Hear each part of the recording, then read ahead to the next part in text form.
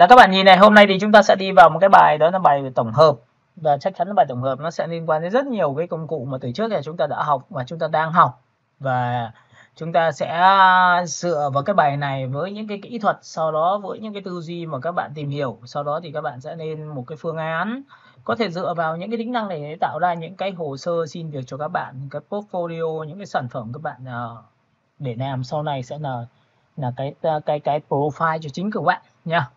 Để muốn làm được điều này thì mình sẽ chọn cho các bạn, đó là đầu tiên là chúng ta tạo ra một khổ giấy và mình chọn một khổ giấy A4 và tính theo đơn vị là cm nha. Rồi, bây giờ thì chúng ta sẽ liên quan đến việc là hôm nay thì chúng ta sẽ chọn về một cái thương hiệu gọi là thương hiệu phở, và để muốn thương hiệu phở thì chúng ta sẽ chọn một cái kích thước. Các bạn nhớ nhé, tôi sẽ ấn vào Ctrl trừ để thu nhỏ màn hình và lúc này chúng ta vẽ ra. Trong quy trình khi vẽ ra thì các bạn nhớ cho tôi là ở đây thì tôi cứ tạm thời chọn một cái màu nào đó cho nó phù hợp trước đã. Tôi sẽ chọn một cái tông màu đỏ và lúc này tôi sẽ phóng to này, được chưa? Rồi, sau khi đã làm xong thì bây giờ chúng ta sẽ chọn vào vị trí của cái nét viền, và tôi làm mất nét viền đi thì bằng anh ấn vào đây. Các bạn sẽ nhìn thấy chưa?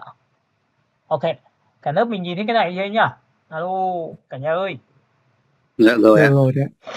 Rồi, sau khi mà đã làm xong thì các bạn nhớ cho tôi là tôi sẽ chọn vào một cái thư viện, và thư viện lúc này thì tôi sẽ copy cái đường link để nó theo đúng cái thuật toán, theo đúng cái tính chất mà chúng ta mong muốn. Chúng ta chọn vào paste này. Sau đó thì ở đây nó có một cái hình ảnh cho các bạn, đây là cái hình ảnh mà chúng ta kiếm được ở trên mạng. Tất nhiên những cái hình ảnh kiếm trên mạng đều có giá trị hết, nên là mọi người để ý. Ở đây thì người ta có hai cách mà người ta đặt vào đây. Chọn đối tượng 1, chọn đối tượng 2, và căn chỉnh thì người ta sẽ chọn cả hai đối tượng, và sau đó thì tích vào đối tượng làm gốc thì tự khắc nó sẽ vào chọn đối tượng gốc. Sau đó thì bạn ấn vào đây thì căn đây tay trái, sau đó thì bạn sẽ giữ shift, bạn kéo đây cho tôi theo đồng dạng đấy. Đó, thế là chúng ta đã có được cái vị trí bên tay phải. Với một đối tượng này thì các bạn nhớ là đừng đặt tệt nha, bởi vì cái ảnh nó đang hơi bị thiếu cái chiều sâu của phần phía dưới, nên là thường thường chúng ta sẽ đặt từ đây đến đây. Và chúng ta trước khi làm thì nhớ một điều rằng là chúng ta sẽ phải cái embed nó ra, để thứ nhất là chúng ta có thể chọn cái phương thức là một là cắt đường link, hai là chúng ta thử phương án thứ hai là Ctrl C và Ctrl F, sau đó giữ shift và chúng ta kéo từ trên xuống dưới như này. Đó. Thì các bạn sẽ nhìn thấy hai cái khoảng không này nó khá là giống nhau. Đấy nhá, các bạn nhìn chưa? Đấy, đoạn này giống nhau, rất là giống nhau. Vậy thì sau khi đã chọn giống nhau xong thì bây giờ làm thế nào để cho chúng ta có một cái đối tượng mới được? Thì các bạn sẽ nhìn thấy cái khoảng không của chúng ta từ đây đến đây, cách từ đây đến đây. Vậy thì chúng ta sẽ chọn đối tượng 1, chúng ta chọn đối tượng 2. Và sau khi chọn đối tượng 2 xong thì chúng ta ấn vào Ctrl G trước nhé. Ctrl G là group đối tượng lại. Và sau đó thì các bạn sẽ chọn cho tôi một cái phương án như sau, là tôi sẽ làm cho ảnh chì vào nền bằng cách như sau. Bước 1 tôi chọn màn hình. Bước 2 là các bạn sẽ chọn cho tôi một cái biểu tượng là transparency. Trong cái phần transparency này thì các bạn nhớ cho tôi đó là gì? Tôi sẽ chọn vào biểu tượng là tích vào ô gần ô ảnh là mặt nạ. Còn mặt nạ lúc này đang là một mặt nạ màu đen, thì cái hình của chúng ta sẽ không nhìn được. Đấy, rất đơn giản như này thôi. Và lúc này chúng ta bật clip thì sẽ nhìn hình. Sau đó thì chúng ta vẽ một hình to đồng bằng. Ok, và sau khi tôi chọn xong cái này thì tôi vẽ một cái hình như sau, và nhớ một điều rằng cái hình đó thì to hơn hoặc bằng, nên là thường thường tôi sẽ chọn cái hình này bằng gradient đen trắng. Đó, và lúc này thì các bạn sẽ nhìn thấy là lúc này nó đang ở viền, nên là các bạn có thể thay đổi này là Shift X để đảo ngược bên trong lại, và cái viền này tôi làm mất đi nha. Rồi, sau khi đã chọn xong này thì tôi dùng phím G và tôi kéo từ trên xuống dưới. Ví dụ tôi kéo từ đây đến đây, tôi kéo từ đây này cho xuống đến đây, thì để cho nó chỉ màn nền cho các bạn dễ nhìn hơn. Đó, thế là các bạn sẽ nhìn thấy là tôi đã có một cái hình ảnh chuyển vào nền rất là đơn giản như thế này, được chưa? Rồi, cái phương pháp thứ hai nữa là sau khi chuyển này thì tôi muốn rằng là nó sẽ phải ôm cua hay như thế nào đó để cho nó đẹp hơn, nó tốt hơn, thì các bạn có rất nhiều cách để xử lý nha. Và tất nhiên là cái cách này thì các bạn sẽ nuôi xuống cho tôi một tí nữa. Đấy ạ, cái đối tượng này của chúng ta sẽ làm sao tích ra màn hình và nuôi xuống, được chưa? Đấy, cái khoảng không tôi muốn đặt như này. Và cái khoảng không phía trên này tôi sẽ làm cho cái việc thiết kế của tôi được chưa? Rồi, tôi quay trở lại với cái bên trong và tôi sẽ dùng cái công cụ là chọn vào đây vào G, và chúng ta kéo từ trên xuống dưới để làm sao để nó chìm vào nền. Ok, tôi kéo từ đến đây. Rồi, sau khi đã làm xong được tổng quan toàn bộ tất cả những cái đối tượng này thì các bạn sẽ tích ra ngoài màn hình, và bắt đầu chúng ta sẽ điều chỉnh lại thứ hai. Đó là chúng ta sẽ chọn vào đây. Việc số 1 là tôi sẽ chọn cho nó một cái nền gradient, và cái gradient lúc này thì cái nền background dưới này tôi sẽ chọn một cái gradient theo kiểu bóng hình tròn nó đậm, và cái màu này thì tôi sẽ chọn vào y ngắn, tôi chọn vào đây là lấy một cái màu đỏ rất là đậm. Đấy, tôi giữ shift tôi chọn vào đây. Thấy chưa? Các bạn nhớ nhé, trong trường hợp mà khi mà các bạn chọn gradient cho một đối tượng như này thì bạn phải nhớ là phải tích vào cái biểu tượng của cái kim châm về màu thì chúng ta chọn mới chuẩn xác được. Bước thứ hai là bạn sẽ chọn vào đây cho tôi, và tôi sẽ dùng phím Y và tôi lại chọn vào vị trí màu tươi hơn. Ok, tôi tích vào đây. Và sau khi tôi chọn xong thì các bạn sẽ thấy cái màu của chúng ta khá tốt này. Tôi chọn vào gradient bằng cách là theo hình tròn, và tôi có thể dùng phím G và tôi để cho nó tâm nó xuống đây, và cái màu đậm nó sẽ sang bên ngoài thì chỗ này nó đủ đậm rồi.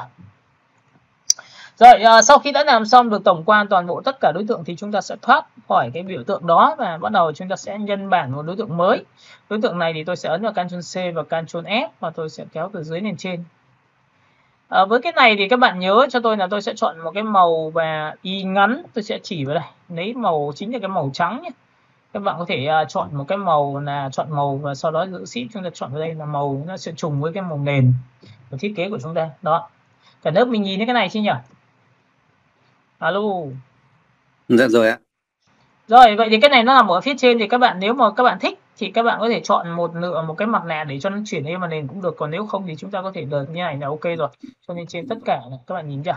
Đấy. Sau khi đã làm xong thì chúng ta đã có được một cái đối tượng của chúng ta.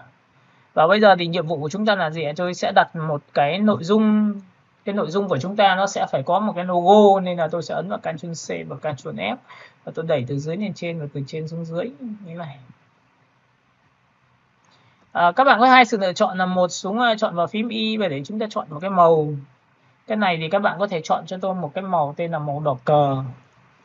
Và chúng ta có thể dùng một cái giải pháp là theo chiều cong của đối tượng. Đấy là chuyện bình thường để chúng ta có thể làm được. Cái này thì các bạn có thể chọn chiều cong cũng được nhá.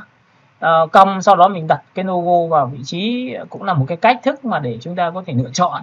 Đấy, ví dụ tôi chọn là tâm giữa của nó thì tôi sẽ đặt như vậy.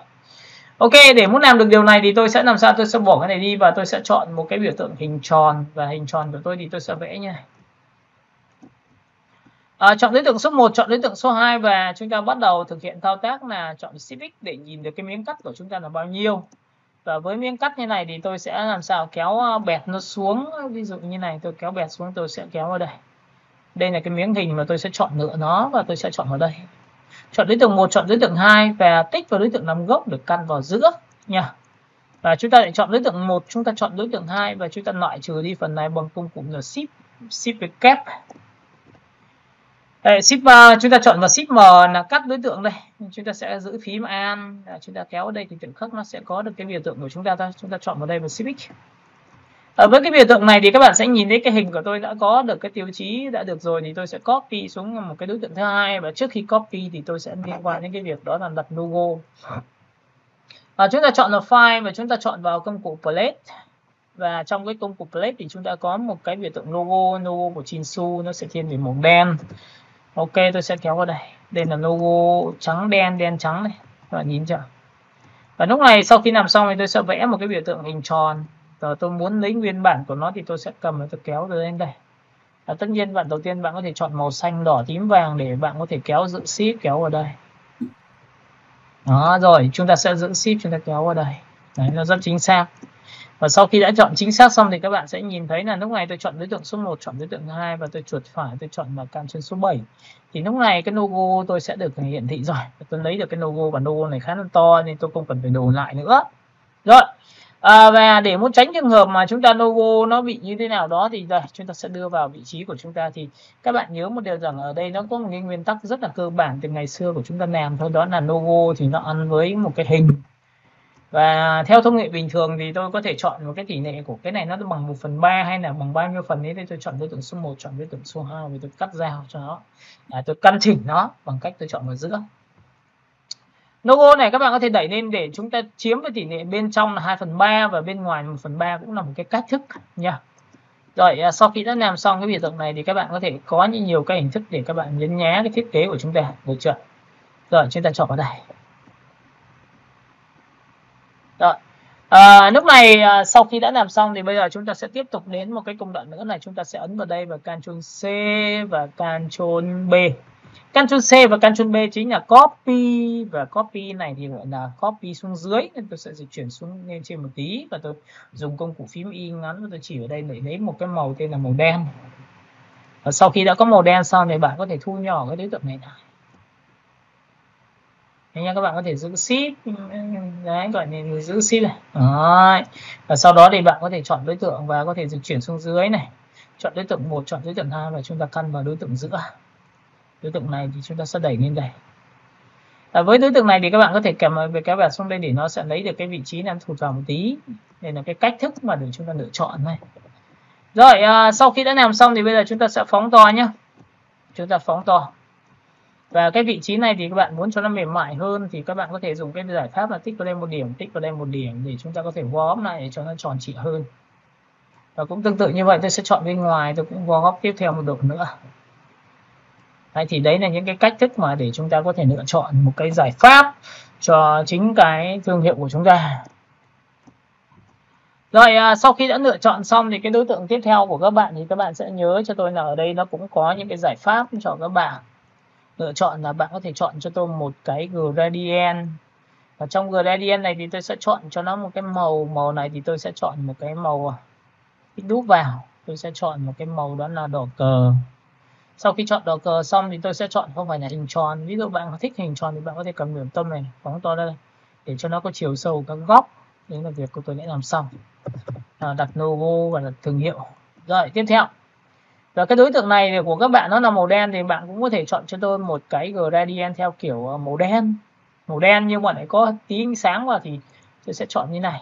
Và cả hai bên thì gradient của tôi là đều là màu đen hết. Đây ạ, chúng ta sẽ chọn màu đen. Và phần giữa này thì tôi sẽ chọn một cái màu này thì tôi sẽ chọn một cái màu không phải là màu đen xì mà tôi sẽ chọn là màu nó hơi sáng lên nhỉ, để nó tạo ra một cái chiều sâu cho thiết kế. Rồi, ok. Cái này của các bạn thì các bạn sẽ kéo xuống một tí nữa để cho nó tròn, nó sẽ có những cái khoảng không, tôi muốn là cái nét của nó sẽ rất là song song. Rồi, tiếp theo phần thứ hai nữa của các bạn thì ở đây tôi cũng có một cái giải pháp cho các bạn. Đây là cái hình này của chúng ta thì chúng ta có thể tạo chiều sâu bằng bóng bên trong. Bóng bên trong nghĩa là chúng ta sẽ chọn vào đối tượng, chúng ta chọn vào effect, chúng ta chọn vào style và chúng ta chọn vào inner ground là làm ra một cái bóng bên trong. Và cái bóng này thì thường thường các bạn sẽ chọn cho tôi một cái bóng màu đậm. Và sau khi đã có màu đậm xong thì bạn có thể chọn một multi để cho nó đậm màu, nhìn thấy chưa? Và lúc này thì tôi gõ về giá trị là 30% để nó có cảm giác là có khối. Đó, thấy chưa? Và lúc này chúng ta đã tạo ra một cái phiên bản đầu tiên là một cái hình logo đặt rất là dễ dàng. Tiếp theo cái hình này của các bạn thì các bạn có thể chọn một cái phương pháp là làm cho nó có một cái bóng sáng bên ngoài, nên các bạn chọn vào effect, chọn vào style và chọn vào drop shadow. Drop shadow là giá trị bóng bên ngoài. Các bạn gõ toàn bộ tất cả x này vào không giúp tôi. Và cái này thì cái blur này các bạn sẽ cho nhòe ra, thì bạn muốn cho nó xót sáng thì bạn sẽ chọn vào low mờ. Và cái bóng này thì các bạn có thể chọn cho tôi một cái màu tên là cam. Ví dụ tôi muốn là cái phát sáng của nó ra màu cam chẳng hạn, để nó vừa sáng thôi là đủ độ rồi. Đấy, ấn ok. Đấy, nó sẽ như thế này, được chưa? Rồi, sau khi đã làm xong được cái vị trí của đối tượng rồi thì chúng ta có thể nhấn nhé, nó cũng đủ rồi. Bây giờ thì đến phần thứ hai là chúng ta sẽ phải có nhân vật chính. Và nhân vật chính của chúng ta đó là chọn vào effect và chúng ta sẽ chọn vào phần page lần thứ hai. Thì cái này tôi có một cái hình tôi đã cắt rồi. Và phần này chính là một cái cốc gọi là phở ăn liền của Chinsu, phở bò. Và trên cái này thì tôi quảng cáo một cái poster cho phở bò thì tôi có thể chọn một phương án này. Và cái này thì giống như tôi đã làm trên Photoshop thì tôi cũng có thể làm trên được cái Inload của chúng ta, nó có thể là có những cái phương án. Đấy, chúng ta sẽ chọn vào đây.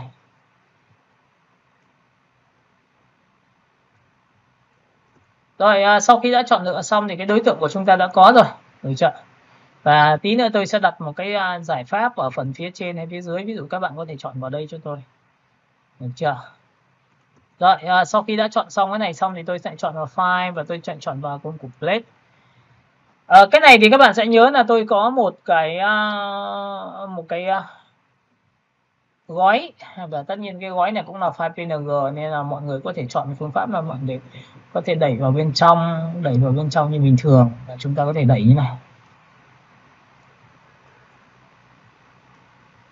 Chúng ta có thể cho cái này nó nhỏ lại để thứ nhất là chúng ta thể hiện là đây là phần phía xa, còn cái này thì chúng ta sẽ phần ở phía gần, và đã là xa gần thì luôn luôn là phải có giá trị khác nhau. Ví dụ vậy thì đối tượng là cái này gần thì to, tôi sẽ cho nó to ra một tí nữa, và cái này xa thì chúng ta sẽ như thế này. Được chưa? Đấy, và sau đó để chúng ta nhìn lại tổng quan bố cục để chúng ta có thể nhìn thấy là nó khá ổn rồi. Rồi phần thứ hai nữa là cái đối tượng này thì các bạn sẽ cho nó to ra một tí nữa để cho nó sẽ bằng cái vị trí, và cái này tôi sẽ thấp xuống. Rồi tôi sẽ cho cái này nuôi vào trong một tẹo nữa. Rồi sau khi đã làm xong thì đối tượng này chúng ta sẽ làm cho có chiều sâu bằng cách là chỉ vào nền, bằng cách là tôi sẽ chọn vào chính nó và tạo ra một cái mặt nạ chính nó, và tôi chọn vào clip bỏ đi và tôi sẽ vẽ một cái hình to hơn thẳng bằng cho các bạn. Ok, và sau khi chọn nó vẽ hơn hình bằng xong thì chúng ta sẽ chọn một cái gradient, đó là đen trắng, các bạn nhớ nhé. Và tất nhiên là chúng ta sẽ nhìn thấy là phía G của chúng ta là màu này là màu đen và màu này là màu trắng, và tôi đảo ngược lại bằng cách tôi kéo vào đây để cho nó chỉ vào nền.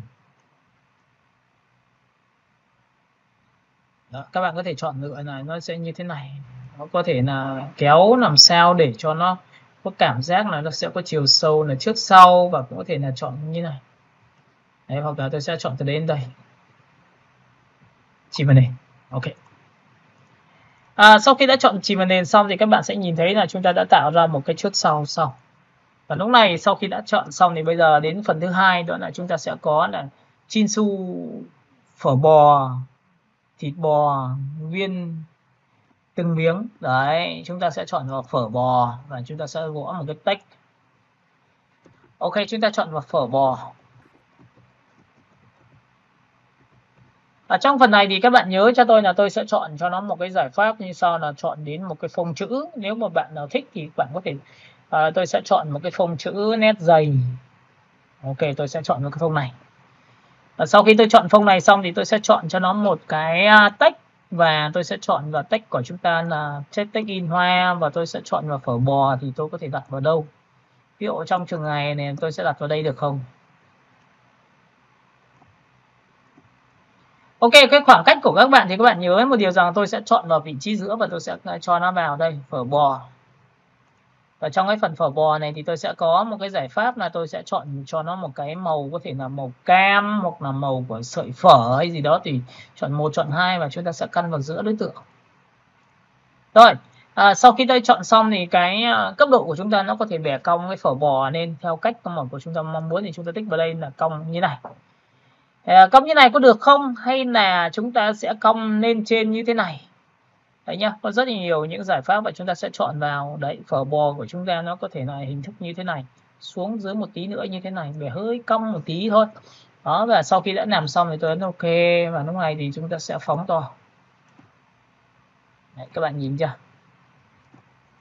Và tất nhiên là cái câu chuyện của chúng ta là sau khi mà chúng ta đã có từ phở bò xong rồi, cái miếng này chúng ta có thể nâng lên ở vị trí này có thể được không? Đấy nhé, nhìn thấy chưa? Và nâng lên như này thì cái đối tượng của chúng ta nó sẽ tập trung đến đây. Tỷ lệ của chúng ta là 1/3 so với cái hình phía trên. Và cái này của chúng ta nó sẽ làm sao? Ở đây cái miếng này của chúng ta đang ở trên này, thì chúng ta có thể cho xuống dưới cái lớp kia để làm sao cái này có thể tiến lên tí nữa. Đó, và lúc này thì chúng ta sẽ có một cái phở bò đặt đây thôi. Ok. Và sau khi có phở bò xong thì bạn có thể cho nó ra theo chiều ngang của các bạn. Thì ví dụ như thường là chúng ta sẽ đặt vào đây, và chúng ta có thể đưa một cái tỷ lệ theo kiểu 2/3 thì tôi sẽ gõ vào đây và tôi gõ vào transform. Sau đó thì bạn sẽ tích vào vị trí này cho tôi. Và tất nhiên là tôi sẽ ấn vào biểu tượng là chia 1.618 enter, thế là tự khắc. Nhưng trước khi làm thì các bạn nhớ cho tôi là tôi khóa lại cái này. Tôi ấn vào biểu tượng là chia 1.618 enter, quên mất, chúng ta sẽ chọn vào xy đây, chia 1.618 enter. Và sau khi chọn xong thì tôi sẽ cầm, tôi kéo xuống đây, tôi đã có một chữ phở bò. Cái chữ này sau khi tôi đã chọn xong thì tôi đã có được cái hình của nó, được chưa? Rồi sau khi đã làm xong thì các bạn nhớ cho tôi là cái chữ phở bò này chúng ta có thể convert nó ra, hoặc là chọn cho nó một cái màu sắc bằng cách nào, nếu mà bạn thích tích đúc thì nó sẽ được như này. Và sau khi tích đúc thì bạn có thể được quyền chọn cho tôi một cái màu, đó là màu cam hay gì đó tùy các bạn. Nhưng trước khi làm cái điều đó thì tôi sẽ chọn một cái phương pháp là tôi sẽ phá vỡ định dạng của nó bằng cách là chọn object và chọn một pattern là phá vỡ định dạng của hiệu ứng. Và sau khi tôi chọn vào đây thì đối tượng chữ này sẽ được convert, nó sẽ là đối tượng bình thường, và lúc này thì cái này thì của chúng ta thì chọn một cái gradient như bình thường như này và dùng phím G.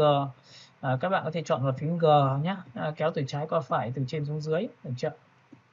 Đó, hoặc là từ dưới lên trên tùy theo tính chất của các bạn, được chưa?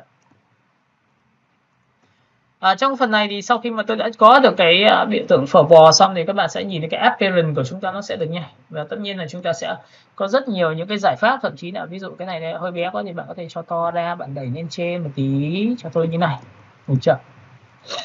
Rồi cái đối tượng này sau khi làm xong thì ở đây nó sẽ có hai phần cho các bạn, là add new fill là nằm ở phía trên. Và add new fill này thì khi mà bạn tích vào một cái thì nó sẽ làm sao? Ở đây thì khi tôi tích vào đây cho các bạn xem nhé, nhìn này, ví dụ tích vào đây nó sẽ thêm một cái miếng màu phía trên cho các bạn. Và cái miếng màu này thì bạn có thể sổ xuống và chọn cho nó một cái hiệu ứng là gradient. Và tôi sẽ dùng phím G và tôi có thể kéo từ dưới lên trên hoặc từ trên xuống dưới vào một cái như này. Ok, và sau khi mà tôi chọn xong cái này biểu tượng xong thì cái biểu tượng cái gradient của tôi thì tôi vẫn có thể chỉnh sửa. Ví dụ cái màu này bên này thì tôi sẽ chọn cho nó opacity này, các bạn có nhìn thấy opacity của này không? Thì nó sẽ lộ cái màu đỏ cho các bạn. Và sau khi mà tôi chọn xong này thì các bạn sẽ nhìn thấy cái miếng hình của tôi nó nằm ở phía trên appearance đây, được chưa? Được chưa? Đấy, cái miếng hình gradient của các bạn này. Và sau khi tôi chọn xong này thì tôi có fill thì tôi có thể chọn vào thử một cái phương án là effect. Chúng ta chọn vào biểu tượng là pixel, chúng ta chọn vào pixel, tôi thử thôi. Và chúng ta thử một cái hiệu ứng mà điểm chấm hạt của chúng ta có được không. Và tất cả tiêu chí này tôi để với số 0, 0, 0, 0. Ok, và tôi ấn ok thử xem nó có chấm không. Thì đây là một trong những giá trị. Và sau khi tôi chọn xong này thì cái hiệu ứng này tôi có thể được quyền là chọn cho nó một cái hiệu ứng là hòa trộn là cái gì đấy. Ví dụ như chúng ta sẽ chọn vào đây, đây là màu của chúng ta đấy. Chúng ta có thể chọn vào biểu tượng default của chúng ta là cái miếng hình này. Và cái này của chúng ta nó có thể dùng phím G này, chúng ta có thể kéo lui xuống đây này. Đấy, các bạn có thể kéo vào đây. Thì nó sẽ ít hơn, hoặc là kéo từ trên xuống này. Đó, các bạn nhìn chưa? Đấy, chúng ta có thể chọn vào đây, chúng ta có thể kéo như này. Đó. Rồi sau khi đã lựa chọn xong thì bây giờ chúng ta sẽ lại là add new fill thêm một cái nữa, và chúng ta có thể chọn lựa cho tôi một cái miếng màu thứ trên, và cái này thì tôi sẽ chọn một cái gradient màu cam. Đấy, chọn một cái màu cam như này. Đây, màu vàng này thì tôi không nói, nhưng mà khi mà tôi chọn một cái màu cam như này, được chưa? Rồi sau khi đã chọn màu cam xong thì bạn sẽ nhìn thấy là cái miếng hình này tôi đã có xong, thì tôi có thể chọn lựa cái opacity hoặc là cái gì đó tùy theo tính chất của các bạn. Sau đó việc thứ hai của các bạn nhớ cho tôi đó là gì? Tôi sẽ chọn vào add new stroke. Đây là cái viền của tôi ạ. Và cái viền này thì các bạn nhớ cho tôi là cái viền này chúng ta sẽ cho nó ra xuống dưới tất cả những đối tượng khác, nên là tôi sẽ cầm tôi kéo này. Cái viền thì các bạn có thể chọn là số 3, số 2 thì đấy, tôi sẽ chọn vào số 5. Thì cái viền nó sẽ to ra, nhìn thấy không? Và cái viền tôi to ra thì nó sẽ nhìn được cái biểu tượng này, được chưa? Ok, tôi sẽ chọn vào số 3. Chúng ta sẽ chọn vào số 2. Đó. Và sau khi tôi chọn số 2 xong thì các bạn sẽ nhìn thấy cái viền này của tôi có thể là chọn một cái màu, có thể là màu hơi vàng hay là một cái màu trắng để cho nó nổi cái phở bò của chúng ta lên. Rồi. Sau khi đã làm xong thì cái biểu tượng này của chúng ta lại tiếp tục thêm một cái công đoạn nữa. Thì ở đây chúng ta sẽ có một cái lệnh là tôi sẽ add new fill thêm một lần nữa. Và cái add new fill lúc này thì các bạn sẽ nhìn thấy là tôi sẽ tạo ra một cái phiên bản nào ở đây. Các bạn nhìn nhé. Và lúc này tôi sẽ ấn vào đây. Tôi sẽ ấn vào add new fill này. Thì khi mà add new fill thì của tôi thì tôi sẽ sinh ra một cái fill màu mới. Và cái fill màu mới này thì các bạn nhớ cho tôi là tôi sẽ chọn lựa cho nó một cái hình ở phía trên hay phía dưới, hay là đối tượng của chúng ta đâu. Đây. Đấy nha, tôi sẽ chọn vào đây là chốc của chúng ta là màu trắng rồi. Tôi sẽ chọn vào đây. Và tôi sẽ thêm một cái fill 1 thì tôi sẽ đặt một cái fill 1 là đây, fill 2 là cái này. Tôi sẽ thêm một cái fill thứ 3 là cái này. Thì riêng cái này thì tôi sẽ trở về một cái ảnh. Và cái ảnh này tôi chọn vào nâu đậm. Nhìn nâu đậm chưa? Và cái nâu đậm này của các bạn thì bạn có thể thay đổi màu bằng cách là bạn có thể chọn cho tôi một cái giải pháp cho nó, ví dụ như là cũng có thể là chúng ta chọn một cái màu và chọn một cái màu khác có thể đậm hơn đấy, hoặc là chọn một cái màu đậm hơn như này, nâu đậm. Trong phần màu nâu đậm này thì các bạn sẽ cho cái màu này xuống dưới, cho xuống dưới cái chốc để nó nằm ở phía dưới của cái chốc của các bạn luôn. Và cái màu phía trên của các bạn đang là màu này thì tôi sẽ thay đổi lại, là tôi có thể chọn một cái màu cam thôi để cho nó rõ ra. Và cái màu cam này nó sẽ nằm dưới cái lớp của cái màu chấm chấm này, được chưa? Ok, cái màu này của các bạn có thể thay đổi lại, chúng ta có thể chọn nó cam hơn để nó có thể như này. Và cái chốc của chúng ta thì là đang là màu trắng thì tôi có thể chọn vào giá trị là tôi có thể chọn là số 3, số 4, số 5 để cho nó dày lên. Và tiếp theo cái màu đậm này của các bạn thì các bạn nhớ nhá. Cái hình này của các bạn thì khi mà tôi chọn xong thì tôi muốn chọn một cái biểu tượng là effect. Tôi chọn vào path và tôi chọn nó offset path. Thì cái biểu tượng này của các bạn thì tôi sẽ cho nó to ra. Đó nhá, các bạn có thể chọn to ra tùy theo tính chất của các bạn, là ví dụ như bạn muốn làm một cái biểu tượng như này và tôi ấn ok. Được chưa? Tôi sẽ chọn vào 0.1 này. Đó. Và 0.1 thì nó khá là bằng cái đối tượng rồi, thì còn nếu mà bạn chọn vào 0.2 thì nó sẽ to hơn đối tượng. Ví dụ bạn chọn vào 0.2. Ok, bạn nhìn này, nó to ra. Và sau khi tôi chọn xong này thì cái màu này của chúng ta thì cần phải thay đổi. Ví dụ như chúng ta chọn một cái màu. Và cái màu này thì tôi sẽ tích nút vào đây và để tôi chọn một cái màu có thể là màu đỏ đậm, đỏ như đây. Ok. Và sau khi tôi chọn màu này xong thì các bạn nhìn thấy cái phim này của tôi mới dùng một cái hiệu ứng như sau, đó là tôi sẽ chọn vào FX. Tôi chọn vào biểu tượng là cái transform. Tôi chọn vào transform. Đây ạ, các bạn sẽ chọn vào đây, chọn vào transform. Thì trong cái phần transform của chúng ta nó có những cái lệnh như sau là dịch chuyển scale này, thì tôi sẽ chọn là gõ cho nó ví dụ như các bạn muốn làm cái bóng đối tượng thì tôi sẽ chọn 99. Ok, cái này thì tôi sẽ chọn vào 99. Rồi, sau khi tôi chọn 99 xong thì các bạn sẽ nhìn thấy hai cái hình nó sẽ nhỏ lại theo chiều ngang và chiều cao đây. Mình nhìn thấy chưa? To ra và nhỏ đi. Và sau khi tôi chọn chiều này thì tôi sẽ làm sao? Tôi sẽ thấp xuống một tí nữa để cho nó, và lúc này tôi xô lệch sang phải, xô lệch xuống dưới bằng cách tôi tích vào đây. Đây là sang phải này, sang trái này. Vậy trong trường này về đây tôi sẽ dịch xuống phía dưới thôi. Và cái này tôi sẽ chọn là 0.1. Và tất nhiên đây là số lượng này, bạn có thể tích vào đây. Các bạn sẽ thấy là nó sẽ tự tạo ra một cái bóng độn cho chính cái phở của chúng ta. Và cái này thì các bạn sẽ chọn vào 0.01 nhé, thì nó sẽ nhỏ lại nữa. Cái đường này, đường biên của chúng ta nó sẽ bé xíu. Ok, và lúc này thì chúng ta sẽ chọn vào đây. Và chúng ta có thể chọn vào 0.02 hoặc là chọn vào lên, nếu sang bên phải sang bên trái. Đấy, tùy theo tính chất để các bạn có thể làm ra một chữ phở bò như thế này. Ok, cả lớp mình nhìn thấy cái đoạn này chưa nhỉ? Dạ em thấy rồi thầy. Ok, chúng ta chọn vào 0.02 xem thế nào nhá. Nên chúng ta tăng dần lên để xem nó có thay đổi không. Ok, chúng ta chọn vào 0.05 như này được không? Đó, và lúc này thì sau khi chọn 0.05 thì chúng ta tăng số lượng này có được không? Ok, và chúng ta chọn vào 0.07 được không? 8 được không? Đấy, số lệch xuống dưới này. Đấy, các bạn có nhìn nhá. Và chúng ta chọn số 8 thì chúng ta sẽ lăn chuột xuống, nó bớt cái này đi để nó ra được cái biểu tượng giống như một cái khối như thế này. Đó. Rồi, sau khi đã làm xong được tổng quan toàn bộ tất cả đối tượng thì mình nhấn ok. Thế là mình đã có một cái chữ. Và cái chữ này phở bò của chúng ta đã có rồi. Thì cái này các bạn nhớ cho tôi là trong cái bóng màu cam này tôi có thể tạo ra một cái sự phát sáng cho nó để cho nó bắt mắt hơn bằng cách tôi chọn vào chỗ màu phim màu cam. Và tôi chọn FX. Và ở đây thì nó cũng có style, rồi nó cũng có inner ground. Và khi tôi chọn inner ground này thì bạn có hai sự lựa chọn. Một là bạn sẽ chọn trắng. Và khi chọn trắng thì tôi dùng vào chỗ làm sáng ảnh hoặc overlay. Overlay của các bạn đâu? Để đây. Và lúc này thì tôi sẽ chọn cái này là 100. Nhà 100. Và độ nhòe của cái bóng này nó sẽ là bao nhiêu? Ví dụ như tầm này. Hay là mình sẽ chọn vào theo kiểu phát sáng như này. Đấy, bạn nhìn chưa? Và lúc này tôi sẽ cho nó giảm độ xuống đi là 0.01. Ok, tôi back lại cái này. Thì tôi kéo vào đây, nó bé lại. Và tiếp theo nữa là sau khi tôi chọn bé lại như này thì có được không? Thì lúc này cái này tôi sẽ giảm độ đi, nó có thể mờ đi một tí theo cái chữ của chúng ta. Đấy, chúng ta có thể chọn vào 50 được không?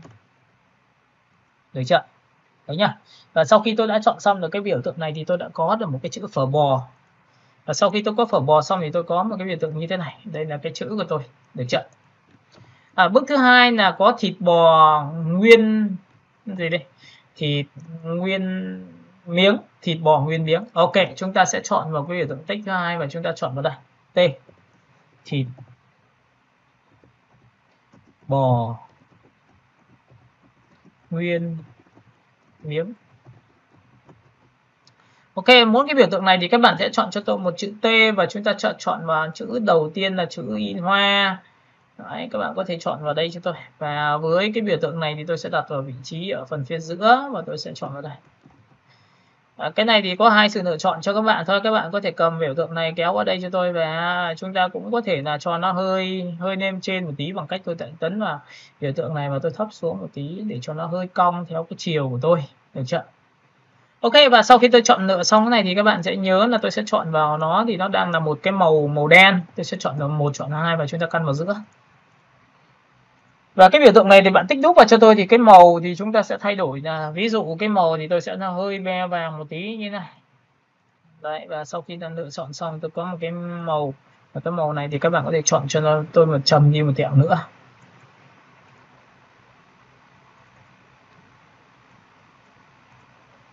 Rồi, sau khi đã làm xong thì tôi sẽ chọn, tôi phóng to ra để tôi có thể chọn vào vị trí ở phần phía dưới.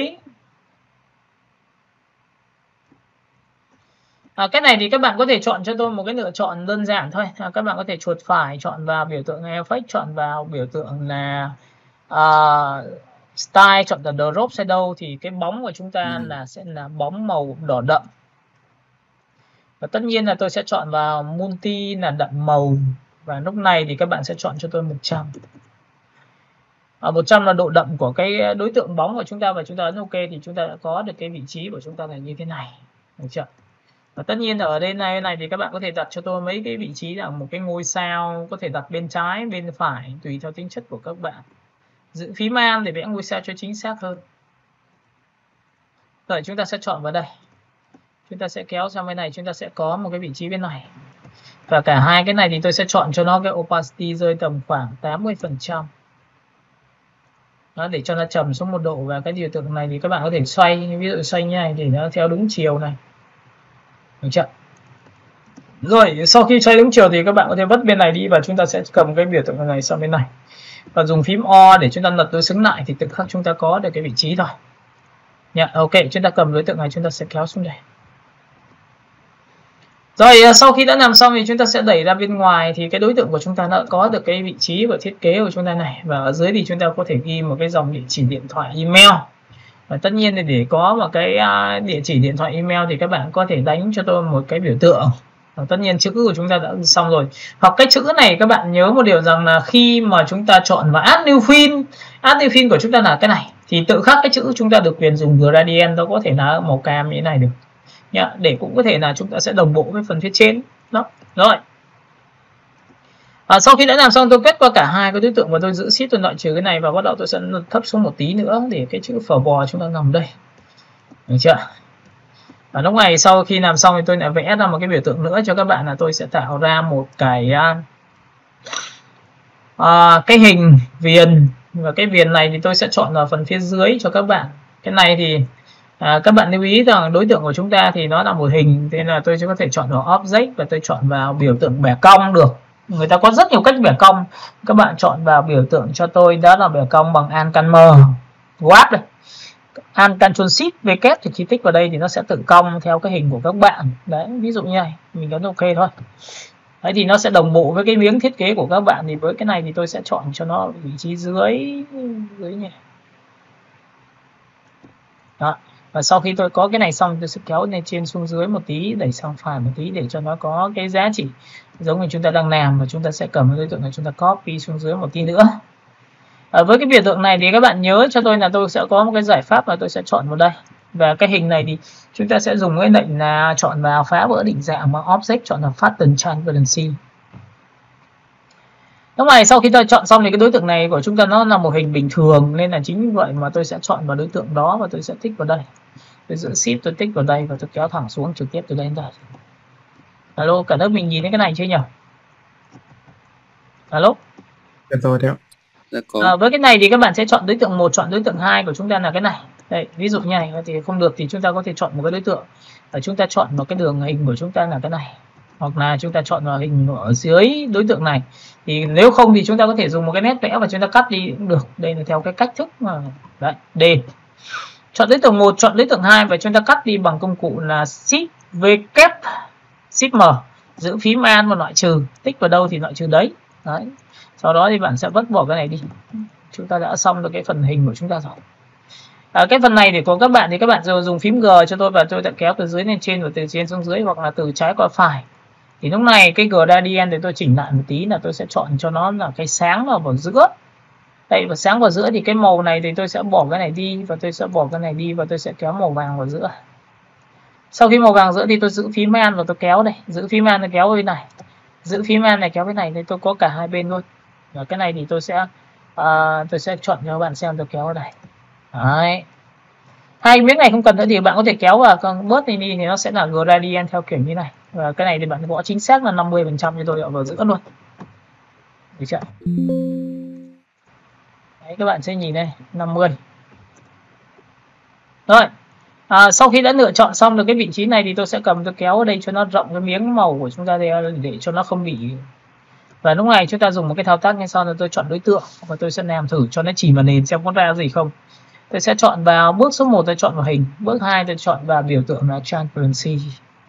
Bước 3 là tích đúp vào ô gần ô ảnh, bước 4 bỏ clip để hình ảnh. Sau đó bước 5 là vẽ một hình to hơn đồng bằng. Trong phần này sau khi vẽ xong thì bạn hãy chọn cho tôi cái đen trắng là từng khắc nó sẽ là chuyển nhẹ. Tôi dùng phím G và tôi kéo từ trên xuống dưới nhé. Đấy, để cho nó vừa phải để nó chỉ vào này nhé. Được chọn. Sau khi đã làm xong rồi cái vị trí này tôi sẽ ấn vào đây và tôi thoát lệnh ra thì từng khắc tôi có một cái gradient chuyển hình này như thế này. Đây là cái cách mà tôi đang làm. Rồi cái phần này cũng tương tự như vậy thì với cái này của các bạn thì bạn có thể dùng công cụ phím Maya, tôi tích vào đây một điểm. Tích vào đây một điểm đúng không ạ? Trong trường hợp này thì nó đang là bẻ cong nên các bạn nhớ cho tôi là bạn phá vỡ định dạng bằng Object và Pattern. Và cũng tương tự như vậy tôi ấn OK thôi. Lúc này thì các bạn sẽ chọn vào công cụ phím Maya, bạn tích vào đây tôi một điểm xem nó có chốt này. Tích vào đây một điểm thì tôi sẽ chọn vào tích bên điểm bên này, giữ Shift. Giữ Shift bên tích vào điểm này thì có hai chấm bên này thì tôi kéo như này thì tưởng các nó tròn này. Đó, các bạn có thể tạo những cái đối tượng của chúng ta nó có sự mềm mại theo cái cách của chúng ta tích vào đây chúng ta vo góc này. Đấy, nó cũng chỉ là những cái biểu tượng của chúng ta trang trí, còn nếu không thì chúng ta giữ nguyên. Rồi sau khi đã lựa chọn xong cái vị trí của chúng ta rồi, chúng ta có chữ phở bò rồi thì bây giờ đến tiếp theo một cái hình này nữa. Thì cái hình này của các bạn thì các bạn có thấy rằng là nếu mà tôi dùng một cái hình chọn appearance và cái màu này là màu cam thì tôi sổ xuống tôi có thể chọn một cái gradient cam được không? Đấy. Và trong phần gradient cam này thì tôi sẽ phóng to cho một tí và bắt đầu tôi dùng phím G để tôi tự điều chỉnh vào cái cách tôi kéo dưới lên trên, từ trên xuống dưới được không? Đấy, tôi sẽ kéo này, tôi sẽ kéo lên đây, tôi kéo từ trên xuống dưới nha, được không? Để cho dưới là trên rồi đấy. Vậy thì tôi đã có được cái vị trí của tôi là được cái này. Ok, và sau khi đã lựa chọn xong được cái vị trí xong thì tôi sẽ cầm đối tượng này tôi sẽ đẩy lên một tí nữa, và cái hình này thì tôi sẽ đẩy lên một tí nữa, hình này tôi sẽ đẩy lên một tẹo nữa để cho nhảy, để cân với bố cục. Rồi, bố cục của chúng ta đã bắt đầu tạm ổn rồi. Bây giờ thì chúng ta sẽ tiếp tục đến một cái công đoạn thứ hai là công đoạn về trang trí. Nhưng trước khi làm thì các bạn chọn vào cho tôi là xếp vào là cái TK là thiết kế poster. Rồi, sau khi tôi chọn xong được cái thiết kế poster xong thì các bạn sẽ nhìn thấy cái hình của tôi đã được thế này. Và lúc này thì chúng ta sẽ bắt đầu với một trái ớt. Chúng ta sẽ chọn vào file và chúng ta chọn vào cái công cụ, một cái công cụ plate. Và cái trái ớt của chúng ta thì nó đã có trái ớt rồi, nên là đây là trái ớt mà tôi lấy file PNG trên mạng. Bạn nhìn chưa? Và trái ớt này là một trái ớt to, đây là to nhất, nó sẽ như này. Các bạn nhìn chưa? Thì khi mà một cái tấm ảnh mà các bạn đưa vào mà nó bị như thế này, đấy nha, nó vẫn còn bản quyền này, các bạn nhìn chưa? Thì các bạn có thể đồ làm sao để cho nó hết được cái vị trí của một trái ớt của chúng ta. Vậy thì ở đây thì chúng ta cũng có thể là đưa sang cái file Photoshop nha, để nọc toàn bộ tất cả tiêu chí này ra và xuất nó thành file PNG lại, được chưa? Và chúng ta xuất lại này, nhìn này. Để muốn xuất lại được đó thì bây giờ tôi sẽ bật cái chương trình Photoshop lên cho các bạn và tôi nọc tiếp theo một cái giá trị đấy. Ok. Các bạn có thấy là lên trên mạng thì nó sẽ có bị bản quyền như này không ạ? Alo. Dạ có. Đấy thì có những cái quả ớt thì bạn không có, nhưng có những quả ớt thì bạn có, bởi vì có những ảnh người ta miễn phí, còn có những ảnh không miễn phí thì chúng ta buộc là chúng ta phải xử lý. Và khi xử lý thì các bạn sẽ nhìn thấy là bên này thì tôi sẽ share cho các bạn ở trên màn hình. Tôi sẽ chọn vào share nhá. Nào, share vào đây. Thì lúc này tôi sẽ đặt sang cái trường hợp là Photoshop. Và sau khi bật Photoshop thì các bạn sẽ bật cho tôi là phần Open và chúng ta sẽ chọn đúng cái tên file của chúng ta là ở đâu thì chúng ta sẽ copy cái đường link ở đấy, Ctrl C. Bạn có thể cắt một quả ớt khác cũng được, nhưng mà đây tôi muốn làm cho các bạn công đoạn này thôi. Open và chúng ta sẽ mở cái file ra.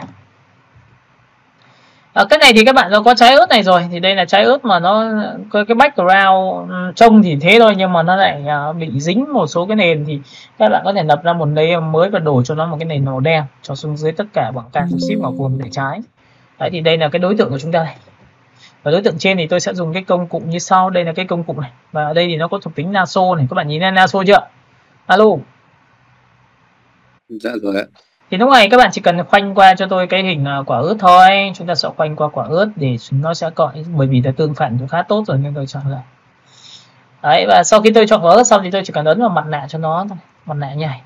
Thì tự khắc cái nền chúng ta biến mất thì cái này chúng ta vứt đi. Được chưa? Rồi, sau khi đã chọn xong cái này xong thì các bạn có thể là dùng cái phương pháp là tôi lập ra một layer mới và tôi ép cả hai bằng Ctrl E. Ctrl E lại với nhau để nó trở thành một và Shift S lại. Ctrl S lại nha. Và sau khi Ctrl S lại thì các bạn nhớ là đây là một cái ảnh mà tôi đã lưu rồi, thì tôi chỉ việc làm sao tôi sẽ cần sang bên phần bên Illustrator của tôi thôi. Tôi sẽ share lại cho các bạn xem rồi sang Illustrator. Và sau khi sang Illustrator xong thì các bạn sẽ nhìn thấy là các bạn có nhìn thấy là dấu nó yêu cầu là có cập nhật không đây? Các bạn nhìn này chưa? Dạ thấy thầy. Cái này thì các bạn sẽ nhìn thấy cho tôi là tôi chỉ cần ấn vào yes, là tự khắc nó sẽ cắt đường link cho các bạn. Đó, và sau khi làm xong cái này thì các bạn đã có cái hình rồi. Đây, cái hình của chúng ta được như này, và chúng ta thu nhỏ lại, đã có một cái quả ớt. Và nếu cái ảnh quả ớt này mà các bạn thấy rằng là, ví dụ nhá, khi làm cái này mà chúng ta không quản lý được file này, nó sẽ bị treo này. Ảnh của chúng ta thực ra rất to, nhưng chúng ta to tầm này, cái quả ớt nó chỉ cần tầm này thôi là tôi thấy là ok lắm rồi, thì tôi sẽ phải convert cái ảnh này lại, bởi vì nó không cần quá to hơn. Đây là to nhất của quả ớt rồi, tôi sẽ làm cho quả ớt nó bay sang trái sang phải cho các bạn. Thì lúc này các bạn sẽ nhìn thấy cho tôi là tôi sẽ có một cái lệnh như sau, đó là tôi chọn vào Object và tôi chọn vào Rasterize. Và trong phần Rasterize này tôi ấn vào Transparent này, là không có nền này, độ phân giải là CMYK và chọn vào 300 để nó tốt hơn. Tôi ấn OK phát tự khắc nó sẽ biến thành cái ảnh mới. Và cái này khi biến thành cái ảnh mới thì ảnh nó đúng bằng cái kích thước này là to nhất, phóng to ra nó sẽ bị vỡ. Đó. Thì cái ảnh này nó nhẹ hơn. Các bạn hiểu cái cách tôi làm chứ nhỉ? Alo. Alo. Dạ có. Và sau khi mà làm xong nha, thì cái đối tượng của chúng ta bị mất đường link, và đã mất đường link thì các bạn sẽ thấy rằng là khi mà chúng ta đóng gói và nó sẽ không có cạnh này, nhưng lại tồn tại trực tiếp trong cái file thiết kế của các bạn. Nên lúc này chúng ta sẽ có giải pháp hôm trước chúng ta mới làm một cái thao tác là chúng ta sẽ chọn một cái biểu tượng như sau. Tôi sẽ tích vào đối tượng và tôi sẽ ấn vào tạo bút. Bạn nhớ nhá. Tôi sẽ chọn vào tạo bút, và bút lúc này tôi chọn vào Scanter Brush là bút ngẫu nhiên. Tôi tích vào đây một cái thì tôi có một cái biểu tượng cái quả của tôi. Và lúc này sau khi tôi có quả của tôi xong thì tôi ấn OK cho các bạn nhìn đi ạ. Đấy, quả ớt tôi xong rồi, thì cái này thì các bạn có thể để tạm ra ngoài và bắt đầu chúng ta thực hiện thao tác như sau là chúng ta thử vẽ thôi. B của chúng ta vẽ ra như này, thì ớt chúng ta nó có 3 trái ớt, 4 trái ớt nó bằng nhau. Thì 4 trái ớt này tôi sẽ tích đúp vào, thì lúc này tôi có một giá trị như sau là độ to nhỏ, thì tôi sẽ chọn random và tôi kéo hết cỡ này thì nó sẽ có to nhỏ. Nhỏ nhất là như này. Đấy, các bạn có nhìn thấy cái nhỏ nhất của tôi không ạ? Alo. Dạ có. Bước thứ hai của các bạn là nó sẽ bay lên trên bay xuống dưới, thì tôi cũng không cần nữa, tôi chọn random, tôi sẽ chọn là phương pháp là xoay. Cái quả ớt của tôi có thể xoay sang trái, xoay sang phải theo cái kiểu như thế này, hoặc thậm chí là bạn chỉ xoay một chiều thôi. Thì đây là như này, được chưa? Ok, vậy thì sau khi tôi chọn xoay xong thì tôi có này. Và tiếp theo nữa là sau khi mà tôi chọn xoay xong thì những cái biểu tượng là dồn sang trái, dồn sang phải tôi không cần nữa, bởi vì cái mục tiêu của tôi thì tôi sẽ ấn OK nha. Đây là trái ớt và tôi up đi cho nó, thì trái ớt tôi được rồi. Thì bây giờ tôi mới dùng một phương pháp là tôi dùng bút B. Tôi chỉ vào đây một cái, trái ớt của tôi đã được nha. Đây, tôi tích lại. Đó, thì một trái ớt này tôi sẽ tích vào đây là trái ớt thứ hai, và trái ớt thứ ba này như này. Đấy, các bạn có thể chọn lựa và những trái ớt thì có thể đặt vào, tại vì nó là những cái biểu tượng của các bạn nên các bạn có thể xoay cái biểu tượng này ra, hiểu chưa? Nào chúng ta sẽ chọn vào R. Chúng ta sẽ xoay cái biểu tượng nhé. Ví dụ như chúng ta sẽ tích vào đây. Và chúng ta sẽ chọn vào cái đầu bút của chúng ta có thể phóng to này, bởi vì là một cái tích điểm này của chúng ta nó nhỏ quá. Nhìn chưa? Chỉ tôi có thể xoay có được không? Được không? Đấy nha, các bạn sẽ chọn vào phím R và chúng ta sẽ chọn là xoay xem có được không. Đấy, xoay rất là khó luôn. Ok, và sau khi tôi chọn xong vị trí của bên này xong thì tôi sẽ chọn vào bút B của tôi. Tiếp theo một lần nữa tôi tích vào đây. Nó sẽ có những cái vị trí là chúng ta sẽ bay những cái trái ớt. Đấy. Còn nếu không thì bạn sẽ phải dùng một cái thuộc tính cho tôi, đó là gì? Khi mà chúng ta sẽ chọn vào pen và chúng ta sẽ vẽ như thế này. Bút của chúng ta vẽ ra như này. Đó, và chúng ta sẽ thấy cái trái ớt của chúng ta nó xoay theo cái chiều hướng của chúng ta, tại vì nó là ngẫu nhiên nên là bạn tích một cái thì nó sẽ xoay theo cái cách của các bạn. Mọi người nhìn thấy cái này chưa nhỉ? Alo? Thấy này. Có. Và tất nhiên là khi mà đến đoạn nào đẹp nhất thì các bạn sẽ dừng lại, chứ không phải lúc nào mình cũng chọn, đúng không? Đấy, bạn nhìn chưa? Chúng ta sẽ chọn vào vị trí thiết kế của chúng ta. Và cái này thì các bạn sẽ dùng cái công cụ pen là tốt nhất nha. Dùng pen là sẽ là tốt nhất cho các bạn. Dùng pen. Đây, và lúc này thì cái đối tượng của chúng ta là muốn nhìn nhiều ít thì chúng ta tích đúp vào. Và tích đúp vào thì ở đây nó sẽ có giá trị là muốn nhiều hay ít thì nó lại giá trị như này.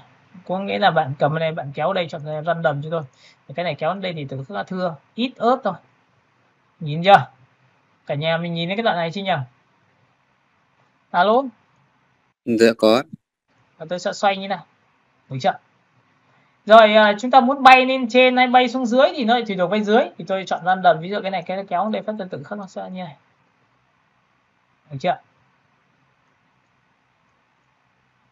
Đấy, trong trường hợp này thì tôi sẽ để nguyên. Và sau khi tôi chọn xong thì tôi ấn OK cho các bạn thì tôi đã có một cái vị trí và tôi up đi nó, và lúc này tôi tích lại thì nó sẽ được thay đổi như này. Và mục tiêu cuối cùng là để chúng ta tạo ra những cái trái ớt của chúng ta bay các hướng khác nhau. Rồi sau khi đã chọn xong thì cái này thì các bạn sẽ nhớ là cái này nó là đường path, nên là chúng ta sẽ phải chọn cho cái nét của chúng ta nó có thể múa lại, là đường path của chúng ta nó đẹp hơn. Và cách tích vào đây smooth đây, bạn sẽ bớt điểm đi cho nó căng đều lên. Đấy, để cho nó trơn hơn, được chưa? Và với cái này thì các bạn có thể chọn vào vị trí là Ctrl C và Ctrl F thêm một lần nữa thì nó sẽ sinh ra hai cái loại quả ớt. Thì quả ớt này thì bạn có thể cho nó đầu bút nó có thể là 7,5 để cho nó nhỏ hơn, và thậm chí là có thể là 0,5, được chưa? Và lúc này tôi tích lần thứ hai, tích lần thứ ba. Thì với cái này thì các bạn nhớ cho tôi là chúng ta có thể để lệch ra, chúng ta có thể để lệch ra, được chưa? Và với cái này thì tôi sẽ cho xuống dưới, và cái này thì các bạn gõ cho tôi giá trị là 50%. Và sau khi chọn 50% xong cái nét của chúng ta đằng sau cái vị trí của trái ớt rồi thì các bạn tích vào đây một điểm nữa để cho nó thay đổi. Và tất cả biểu tượng này các bạn có thể dùng phím O để đối xứng lại. Ví dụ O kéo đây là cái quả ớt của chúng ta. Và quả ớt xa thì thường thường nó sẽ làm sao, nó nhòe, nên là tôi sẽ chọn vào Effect, tôi chọn vào Blur và tôi chọn vào Gaussian Blur để nó tạo ra cái biểu tượng ớt nhòe cho các bạn. Nhìn thấy xa chưa? Alo? Người thấy này. Rồi sau khi tôi chọn xong cái vị trí này xong thì tôi sẽ chọn một vài cái quả ớt có trọng điểm thì tôi sẽ cầm vào đây và tôi dùng phím O tôi nội đối xứng lại. Và quả ớt này thì chính là quả ớt chính này, tôi sẽ đặt vào đây. Được chưa? Rồi tiếp theo những cái biểu tượng như thế này thì các bạn có thể được có những cái giải pháp nào tôi muốn là quả này mờ và quả này thì rõ thì có được không? Ví dụ quả này mờ thì được không? Thì lúc này tôi sẽ chọn vào vị trí là mặt nạ. Và tôi điều chỉnh từng cách một bằng công cụ pen và tôi tích vào đây một điểm. Tích vào đây. Và tất nhiên là sau khi mà muốn cho nó mờ đi thì các bạn nhớ cho tôi là gì ạ? Tôi sẽ làm cho nó một cái màu. Màu lúc này bạn sẽ chọn cho tôi một cái màu ghi thì nó đối tượng nó sẽ mờ đi. Các bạn nhìn thấy mờ chưa? Dạ. Ok, và chúng ta tự điều chỉnh cái khoảng không này nhá. Rồi phần thứ hai nữa là gì? Sau khi trong mặt nạ nhé, đây là tôi làm trong mặt nạ này. Tại vì đây là cái dây chuyển động này. Tôi sẽ giữ phím N và tôi copy cái này ra. Cái biểu tượng này thì tôi sẽ gõ vào đây. Cái miếng hình này thì tôi sẽ chọn cho nó là rõ hơn một tí. Và rõ hơn một tí thì tôi sẽ chọn vào thiên về màu trắng. Đó, bạn nhìn chưa? Và cũng tương tự như vậy thì tôi cũng sẽ bắt đầu là tôi sẽ thoát lệnh ra. Trong cái giá trị về màu đối tượng của cái nét thứ hai này của tôi thì tôi cũng tích đúc vào cho các bạn. Và khi tích đúc vào tôi bỏ clip đi và lúc này tôi sẽ chọn cho nó có những cái mờ hơn bằng cách tôi chọn vào pen. Tôi tích vào đây một điểm, tôi tích vào đây một điểm. những cái biểu tượng này thì tôi sẽ làm rất là kỹ cái việc mà màu hình này Civic đây. Giờ cái này thì tôi sẽ chọn một cái màu đó là màu đậm, được chưa? Rồi bên này thì tôi sẽ cho nó rõ hơn thì được rồi, đấy, đã xong. Và lúc này tất cả có cả trái ớt này thì bạn sẽ ấn vào Ctrl C và Ctrl F cho tôi. Hoặc là các bạn sẽ nhớ cho tôi là cái biểu tượng này của chúng ta là chúng ta chọn vào Ctrl C và Ctrl F thì xem nó có bị là nhân bản không. Nếu mà nhân bản như này thì nó khó quá thì chúng ta dùng phím bàn chúng ta copy được hai cái này. Sau đó chọn đối tượng 1, chọn đối tượng 2 và căn vào đối tượng nằm giữa. Thì hai cái khít nhau thì cái đối tượng này của chúng ta nó trùng nhau này. Các bạn có nhìn đoạn này của tôi chưa? Alo. Thấy này. Tôi sẽ chọn cho nó hòa trộn làm sáng ảnh bằng cách ấn vào đây thì cái quả ớt tôi sẽ sáng lên thì nó sẽ tạo ra chính phủ trước sau chúng ta. Nhìn thấy chưa? Và cái quả ớt này của tôi cũng tương tự như vậy, tôi ấn vào Ctrl C và Ctrl F tôi sẽ cho cái quả ớt nó sáng lên một độ nữa. Alo, các bạn nhìn thấy cái của tôi chưa nhỉ? Tiếp theo thì cái này của tôi cũng tương tự như vậy, tôi ấn vào Ctrl C và Ctrl F là nhân bản và tôi sẽ chọn là hòa trộn làm sáng ảnh. Thì với sáng ảnh này thì tôi sẽ sử dụng thêm một chiêu thức như sau là tôi sẽ làm mặt nạ, bọc clip, tôi vẽ một hình to được bằng. Và cái này thì các bạn nhớ cho tôi là tôi sẽ dùng đen trắng rồi thì các bạn sẽ nhìn thấy là cái G của tôi nó sẽ được nhai và đây là màu đen là mất hình này và màu trắng còn hình này. Để ánh sáng bên này thì tôi sẽ kéo bên này. Đấy, nhìn này, tôi kéo từ trên xuống dưới này. Đấy, và bên này thì sau khi mà tôi chọn vào đây thì các bạn sẽ nhìn thấy cái ảnh của tôi nó sáng hơn. Và tất nhiên là rất lệnh thì tôi có được cái biểu tượng này, nhìn này, trước sau này. Đấy, nó sẽ có sáng hơn nha. Rồi. Bước thứ hai là sau khi mà đã chọn xong cái vị trí này thì bắt đầu chúng ta lại tiếp tục đến một cái công đoạn nữa. Cái này thì tôi sẽ bỏ ra, tôi chọn vào file và tôi chọn vào blade và tiếp theo một lần nữa. Cái này thì các bạn sẽ chọn cho tôi đến cà chua. Thì chắc chắn là cà chua của chúng ta nó sẽ là như thế nào. Chúng ta có thể cắt ra hay là chúng ta có thể chọn vào một biểu tượng là cái miếng tỏi của chúng ta đây. Cà chua thì chúng ta chọn vào đây. Cầm vào đây chúng ta chọn vào plate. Thì cà chua thì nó có mấy kiểu như sau là một là bạn sẽ dùng cái phương pháp là quả cà chua bay hay là chúng ta không chọn cà chua bay thì chúng ta sẽ phải đồ hình. Trong phần này thì tôi sẽ chọn một cái phương án là tôi chọn là pen, tôi tích vào đây một điểm. Tôi sẽ bẻ cong theo chiều đường cong. Tôi sẽ đi đến đây. Sau đó thì các bạn sẽ nhìn thấy là tôi sẽ đến đây.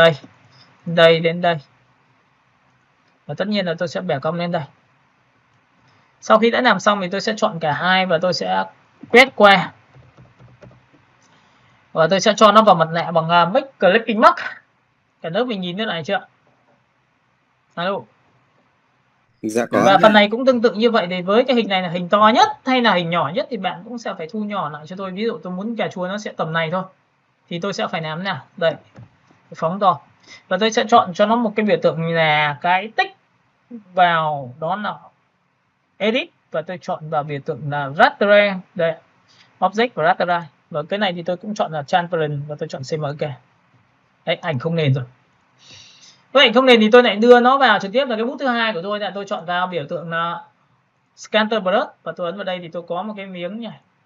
Và cũng tương tự như vậy thì tôi sẽ nhân bản cái hình này của tôi lên. Ví dụ đây là cái nét của tôi đây. Tôi ấn vào Ctrl C và Ctrl F. Ctrl C, Ctrl F là một cái nét của tôi đây, nó có cái đường này. Và lúc này thì chúng ta mới dùng một cái giải pháp cho nó, đó là gì ạ? Tôi sẽ chọn vào không có hiệu ứng này nữa.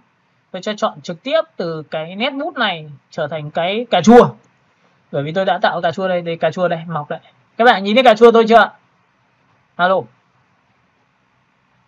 Alo. Alo. Dạ có. Rồi thì các bạn sẽ nhớ cho tôi là tích đúp vào cái miếng cà chua đấy thì tôi sẽ điều chỉnh là cái size độ to nhỏ của cái cà chua tôi kéo vào đây, phát tử khắc nó có cà chua bé và cà chua to. Bước thứ hai là các bạn sẽ chọn cho tôi phương pháp là random để tôi xoay các vị trí khác nhau của miếng cà chua tôi. Đấy, cà chua tôi như này. Và tiếp theo nữa thì các bạn sẽ chọn cho tôi một cái biểu tượng đó là bay lên trên bay xuống dưới thì bạn không cần thiết nữa thì bạn có thể ok để vật như này. Tôi sẽ chọn là miếng cà chua nó to lên một tẹo này. Đó, và nếu mà các bạn thấy phức tạp thì bạn ấn ok nhá. Đây, apply tôi đã có một cái bút cà chua nhưng mà nó bị nhiều quá nên là chính vậy mà tôi sẽ chơi một tròn là tôi không dùng nó kiểu này được mà tôi dùng bút B và tôi tích Đấy, ví dụ đây là một cái miếng thì tôi sẽ quyết định tôi sẽ chọn như này, và cái miếng thứ hai tôi ấn vào đây, và miếng thứ ba tôi tích vào đây, được chưa? Đấy, thì đây là những cái miếng mà các bạn có thể lựa chọn là cà chua của chúng ta có được vào đây không.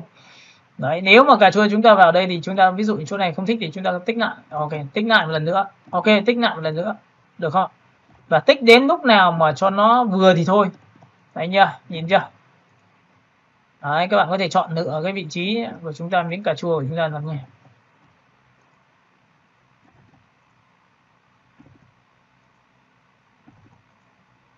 Rồi, miếng thứ hai tôi sẽ đặt vào đây.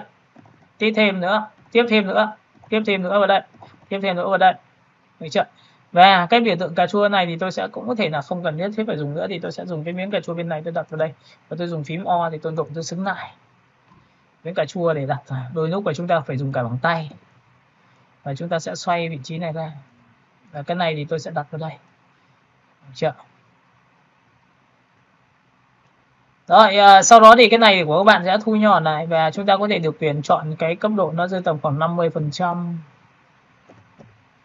Để tạo ra gần là cái miếng này là miếng nhỏ nhất của các bạn, hoặc là bạn chỉ chọn 2 cái thôi thì bạn có thể thu nhỏ lại.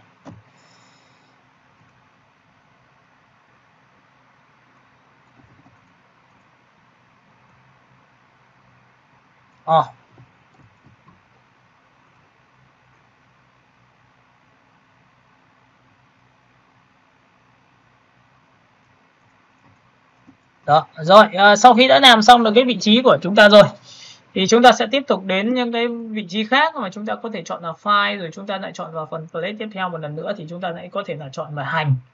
Các bạn chọn vào hành, chọn vào rau, đây là những cái biểu tượng rau đấy. Rau này là rau PNG, các bạn nhìn thấy rau PNG chưa? Alo? Dạ có. Và tất nhiên là trong quy trình khi làm thì chúng ta sẽ phải cân nhắc nhé, chứ không phải là lúc nào chúng ta cũng chơi nguyên bản của đối tượng đâu ạ. Chúng ta sẽ chọn vào đây là có tí rau. Hay cũng tương tự như vậy thì cái phần này các bạn sẽ sang Photoshop và chúng ta ấn vào Ctrl O và chúng ta sẽ bật cái phương án của cái rau lên, đúng không ạ? Các bạn cứ bật cái rau lên, và cũng tương tự như vậy, làm một cái miếng rau của chúng ta là làm sao để cho nó hết cái bản quyền của chúng ta đi, thì chúng ta sẽ dùng cái công cụ và chúng ta khoanh qua.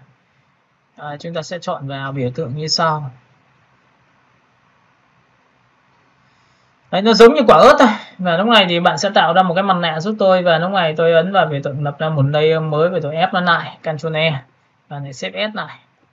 Thì lúc này sang bên cái AI của các bạn nó sẽ yêu cầu là có cập nhật không, thì cập nhật lại thì nó sẽ được cái này. Đây, cái biểu tượng lá của chúng tôi sẽ đặt vào đây là một cái, tôi sẽ chọn vào đây và có một cái biểu tượng ở đằng sau cái hộp.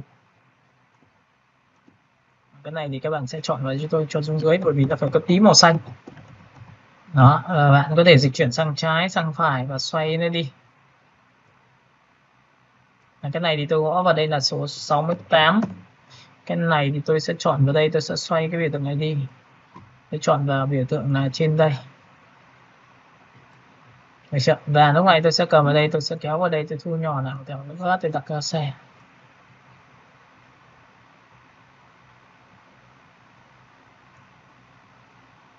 Ok, và lúc này tôi sẽ chọn vào giá trị rơi tầm khoảng 30%. Ok, sau khi đã chọn xong thì bạn đã có một cái biểu tượng là nền tảng của chúng ta đã có rau rồi, bắt đầu có mọi thứ rồi. Thì cái biểu tượng này của các bạn, nếu mà bạn chưa thích là cái ớt thì bạn có thể chỉ cho tôi một lần nữa để nó đảo chiều. Đấy, ớt như này dễ chịu không, hay là ớt như này dễ chịu không. Đấy, thì tôi nghĩ rằng là trong phần này thì nó cũng khá là dễ chịu rồi, thì tôi có thể tích vào đây và tôi sẽ xoay nó theo chiều hướng. Để cho nó đơn giản hơn, ví dụ tôi sẽ chọn vào biểu tượng độ xoay. Được chưa? Rồi, ok, và tôi lại áp ly lại một lần nữa và bắt đầu tôi sẽ ấn vào. Đấy, quả ớt này của chúng ta nó có thể bay chiều trái chiều phải. Và tôi nghĩ rằng là nếu mà trong trường hợp mà nó không ra được cái hình mà tôi mong muốn thì buộc là chúng ta sẽ phải sử dụng một chiêu thức như sau, đó là chúng ta có thể tích một vài lần nữa. Nha. Đây, ví dụ như này. Mà không được cái quả ớt đấy thì tôi sẽ bắt buộc là tôi phải ngồi tôi chỉnh bằng cách như sau, tôi sẽ cầm đối tượng này tôi kéo sang đây. Và tôi sẽ chọn cho nó một cái hiệu ứng lại, này hiệu ứng low mờ, và tôi sẽ thu nhỏ bằng phím O và tôi xoay nhẹ để nó ra một cái vị trí ở phía trên. Và cái này thì tôi sẽ chọn vào đây, cái này thì tôi thu nhỏ xuống. được chưa? Và cái này thì khi mà các bạn làm xong cái này thì các bạn có thể ấn vào Ctrl C, hoặc là cái vị trí này tôi sẽ thay cái quả ớt nó nằm ở đây, đè lên quả ớt cũ cho nên trên tất cả. Cả lớp mình nhìn thấy cái đoạn này chưa nhỉ? Dạ có. Rồi, phần này thì Ctrl C và Ctrl F thì tôi hòa trộn làm trước khi mà Ctrl C Ctrl F thì nó phải sinh ra một cái file mới, thì tôi có thể lựa chọn một cách khác. Ví dụ như đây này. Đây là cái hình của chúng ta đây, chúng ta sẽ bỏ cái này đi. Đây tôi chỉ có cái nét này thôi. Và cái nét này thì chúng ta giữ phím Alt, chúng ta copy ra đây và tôi sẽ dùng hòa trộn làm sáng ảnh nhé. Chọn đối tượng 1, chọn đối tượng 2 và chúng ta sẽ căn đối tượng vào giữa nhau. Thì tự khắc nó sẽ sáng cái quả ớt đây. Và cái này tôi cũng sáng rồi, thì cái quả này thì tôi cũng cho nó sáng được không? Thì tôi sẽ cầm tôi kéo đến đây. Nhưng quả ớt của tôi thì không ảnh hưởng đến gì, cái này tôi sẽ kéo thả xuống đây một tí nữa. Rồi miếng cà chua này của các bạn thì tôi sẽ đặt ở đây. Đấy, có nghĩa là mục tiêu của chúng ta là sẽ tạo ra những cái đối tượng mà chúng ta sẽ làm cho nó tập trung hơn. Được chưa? Và lúc này thì chúng ta sẽ chọn vào vị trí là có những cái quả ớt thì chúng ta có thể thu nhỏ lại và thu nhỏ lại. Và cái biểu tượng này thì tôi sẽ chọn vào xoay này. Đó. Và cái này tôi gõ vào đây giá trị là rơi tầm khoảng 50%. Thậm chí là các bạn có thể chọn là filter rồi blur, bởi vì cái này phải ngắm để chúng ta xem là nó có chuẩn không, chúng ta xem là đủ độ mờ chưa. Đấy, chúng ta có thể chọn vào đây. Và lúc này tôi sẽ khi mà cho mờ nha thì chắc chắn cái này tôi sẽ chọn là 30%. Đấy, chính phủ của chúng ta phải rất là rõ. Rồi tiếp theo cái phần này của chúng ta thì chọn mờ, tôi cho chọn vào effect, tôi chọn vào blur và tôi chọn vào Gaussian blur để cho nó nhòe này. Ok, để chúng ta có cái vị trí nha. Đấy. Rồi. Sau khi đã làm xong được cái biểu tượng này theo đây là cái miếng hình, tôi khóa lại bằng Ctrl 2. Sau đó cái đối tượng này của tôi thì tôi sẽ làm sao? Đây là chính cái hộp đấy. Các bạn nhìn cái hộp này chưa? Alo. Alo alo. Dạ có. Cái hộp này các bạn sẽ dùng cho tôi một cái hiệu ứng như sau là bạn chọn effect, bạn chọn vào style và chọn vào drop shadow để nó bóng xung quanh nè. Và cái bóng này thì các bạn nhớ cho tôi là tôi sẽ chọn cho nó một cái nâu mờ, và bóng này thì tôi sẽ chọn cho nó một cái màu tên là trắng để nó tách biệt. Cả lớp mình nhìn thấy cái đoạn nó tách biệt chưa? Alo. Dạ có. Rồi, đã xong một thằng. Đấy, có nghĩa là mình nhấn nhé. Và tiếp theo là cái đối tượng của chúng ta thì chúng ta đã có cái này rồi. Chúng ta có thể đẩy lên trên một tí được không? Đấy nha. Rồi. Sau khi đã làm xong thì tôi sẽ chọn vào vị trí tiếp theo lần nữa này. Đây là một cái biểu tượng mà poster về phở để các bạn làm. Các bạn sẽ chọn file rồi các bạn lại chọn vào page cho tôi. Trong phần này thì các bạn sẽ chọn cho tôi những cái biểu tượng. Chúng ta sẽ chọn đến rau có rồi, chúng ta sẽ chọn đến hành. Đấy. Và với một vài cái biểu tượng hành này thì tôi sẽ chọn vào vị trí là tôi sẽ chọn vào pen. Các bạn sẽ đồ cho tôi một cái miếng củ hành của chúng ta nó như thế này. Chúng ta sẽ cua sang đây. Và chúng ta sẽ cua đến đây. Và chúng ta sẽ cua đến đây. Rồi sau khi đã làm xong chọn 1, chọn 2 và chúng ta sẽ làm sao thực hiện thao tác là make click với mark cho chui vào. Với cái hình này thì chúng ta sẽ đặt vào đây và lúc này chúng ta phóng to này. Chúng ta điều chỉnh lại, bởi vì cái này mà làm poster in ra ngoài thì cái này chắc chắn bị nổ. Bạn nhớ cho tôi cái việc này nhá, không đến lúc mà bảo là em làm nhỏ em làm đẹp lắm nhưng mà làm to em lại làm bị lỗi. Thì đến lúc đấy thì chúng ta phải kỹ nha, không phải cứ bảo sao mà chúng ta làm không như này thì không được đâu ạ. Ok, và chúng ta sẽ chọn vào đây cho tôi. Tôi sẽ tích vào đây một điểm và tôi kéo vào đây một tí. Được chưa? Rồi tôi cầm cái điểm này tôi kéo đây một tí. Có nghĩa là điều chỉnh kỹ một tí. Được chưa? Rồi sau khi đã làm xong cái miếng hành xong thì các bạn sẽ nhớ cho tôi. Được không? Ok, và chúng ta đợi thầy một tí để tôi trả lời các bạn này theo. Các bạn nhìn này, lúc này sau khi mà chúng ta làm xong được cái vị trí của chúng ta rồi thì chúng ta lại chọn vào biểu tượng là object và chúng ta chọn vào rasterize, và cái này thì các bạn nhớ cho tôi là transparent nhé, là không nền với Tuấn. Ok, thì đây chính là một tấm ảnh. Cái ảnh này của các bạn thì bạn thu nhỏ cho tôi một tí. Cái biểu tượng này thì chúng ta sẽ làm sao? Chúng ta sẽ xoay dọc ngược lại. Đây là cái biểu tượng hành nên là các bạn có thể thu nhỏ này. Đây là một cái miếng hành của chúng ta có thể đặt vào đây để nó ăn vào trước của cái miếng của chúng ta. Và tiếp theo là bạn sẽ kéo đến đây, bạn xoay dọc cái này lên cho tôi một tí. Đó, và cái này thì tôi muốn rằng nó sẽ ăn vào cái phần ví dụ vị trí nhé, vị trí của miếng này của chúng ta thu nhỏ lại. Ok, các bạn có nhìn thấy cái này của tôi chưa nhỉ? Alo. Được rồi thì ạ. Đấy, cái này nhá, chúng ta làm rất là kỹ và xoay ở các góc khác nhau. Chưa? Rồi, sau khi đã làm xong tổng quan toàn bộ tất cả đối tượng thì chúng ta đã có màu sắc rồi, màu xanh, màu xiếc các thứ rồi đó, thì các bạn có thể quét qua tất cả những đối tượng mà không cần thiết thì chúng ta sẽ xóa đi. Đây là đối tượng của chúng ta. Và tiếp theo nữa thì các bạn nhớ cho tôi là cái biểu tượng này, hình của chúng ta thì tôi sẽ vẽ lại. Cái hình này tôi sẽ vẽ lại. Và sau khi vẽ lại xong thì bạn sẽ vẽ lên trên cùng cho tôi. Và cái miếng này thì các bạn lưu ý cho tôi là ở đây thì tôi sẽ sử dụng một chiêu thức như sau, là cái hình này là dùng gradient. Và gradient lúc này là gradient theo hình tròn, và tôi dùng phím G và tôi kéo từ đấy này. Toàn bộ tất cả màu này thì bạn sẽ chọn cho tôi một cái màu, đó là màu gì ạ? Và chúng ta sẽ chọn một cái màu đó là màu đậm. Và bên này thì các bạn sẽ chọn nào? Ở đây các bạn có thể chọn nâu đậm như thế này. Và tất cả cái màu trắng này thì bạn sẽ chọn cho tôi cái opacity bằng 0 để nó sẽ còn rỗng bên trong thôi. Và sau khi đã làm xong được cái vị trí này thì bạn sẽ chọn cho tôi một cái hiệu ứng. Ví dụ bạn chọn vào hiệu ứng Shortline này. Shortline là làm cái overlay này, thì cái tất cả màu xung quanh nó sẽ đậm lên 1 độ. Ví dụ các bạn nhìn tôi ấn tích vào đây và tôi ấn vào Ctrl 3 nhé, nhìn này. Đấy, nó nhợt đi. Này, chúng ta chọn vào Ctrl 3 thì hiện lên nó sẽ đậm như này.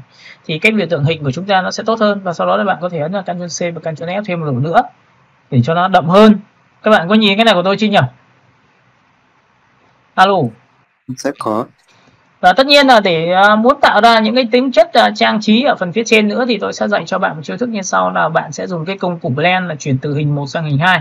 Ví dụ những cái chấm này của các bạn tôi chọn vào hình này, tôi sẽ chọn cho nó một cái màu tên là màu trắng. Và các bạn có thể chọn màu vàng. Đấy ạ. Ví dụ hình 1 tôi sẽ chọn vào đây, và hình 2 thì tôi sẽ chọn vào lên phía trên. Và hình này thì các bạn nhớ cho tôi là tôi sẽ chọn cái này bằng 0. Và tôi thu nhỏ nha. Tôi chọn bằng 0 nhé. Được chưa? Sau khi tôi chọn 0 xong thì tôi chọn được cả hai, tôi chọn là Alt Ctrl B. Alt Ctrl B là hình nó sẽ tự chuyển sang 1 sang 2. Nó chính là cái công cụ, đó là công cụ blend. Nhìn chưa? Nó chính là chọn vào Object, chọn cả hai nhé, chọn vào công cụ blend của chúng ta đây ạ. Chúng ta sẽ chọn vào đây và chúng ta chọn vào Ctrl Alt B. Với Ctrl Alt B này thì bạn sẽ điều chỉnh được cái cấp độ từ hạt 1 sang hình 2 bằng cách là chọn vào Object, chọn vào công cụ Blend tiếp theo và chọn vào Blend Option. Thì lúc này các bạn sẽ chọn cho tôi cái giải pháp là số lượng. Đó, các bạn nhìn nhá. Và sau khi chọn số lượng xong thì bạn sẽ để ý rằng là cái đối tượng bút này, cái này tôi sẽ biến nó thành bút. Thì bút bằng cách nào? Thì các bạn sẽ nhìn vào đây cho tôi là bút của chúng ta nó có một cái thuộc tính là bút lập đoạn, nên nó sẽ tích vào đây một cái, thì đây là pattern bút. Và khi tôi tích vào đây một cái thì các bạn sẽ nhìn thấy là cái điểm này nó sẽ chạy như này. Các bạn có nhìn cái này của tôi chưa nhỉ? Alo. Đã có. Và nhớ một điều rằng khi học đến đây thì chắc chắn phải học theo cả hệ thống nữa thì chúng ta mới sẽ biết rằng cái này nó sẽ có tác dụng nhiều. Và tôi mỗi lần tôi sẽ làm một cái mới thì tôi sẽ chọn vào đây là cái góc độ này, cái góc độ của đối tượng này. Đấy, thì cái góc độ của đối tượng nằm ở đâu đây? Tôi sổ xuống và tôi chọn vào hiệu ứng nào đó. Đấy, nhìn chưa? Và tôi ấn OK cho các bạn. Đây là biến độ của đối tượng của chúng ta. Lúc này sau khi đã đưa xong nó cái này thì các bạn chỉ cần rất là đơn giản là bạn chỉ cần chọn cho tôi một cái nét và tôi sẽ vẽ từ bên trái sang bên phải như này, từ cái nét của tôi nhé. Và tôi có thể làm sao đây cái nét đây. Các bạn có nhìn thấy cái nét này của tôi chưa nhỉ? Alo. Alo. Alo alo. Được rồi đấy ạ. Thì cái nét này các bạn tích vào đây cho tôi một cái thì nó sẽ tạo ra chấm này, nhìn thấy chưa? Nhìn chưa? Và chúng ta chọn vào công cụ O để chúng ta sẽ làm sao gật xuống dưới, hay là chúng ta sẽ dùng cái phương pháp mà chúng ta sẽ chọn vào đây và chúng ta sẽ xoay biểu tượng ra, nó xoay như này được không ạ? Và đây nó là viền của đối tượng nên là tôi sẽ làm sao? Nó là nét mà. Nên tôi sẽ chọn cho nó là một cái nét bé hơn bằng cách tôi sẽ tích vào đây và tôi chọn vào 0.5 thì cái nét nó sẽ nhỏ. Và cái này thì các bạn sẽ nhớ là tôi sẽ cho vào đây để tôi trang trí ở phần phía trên. Được chưa?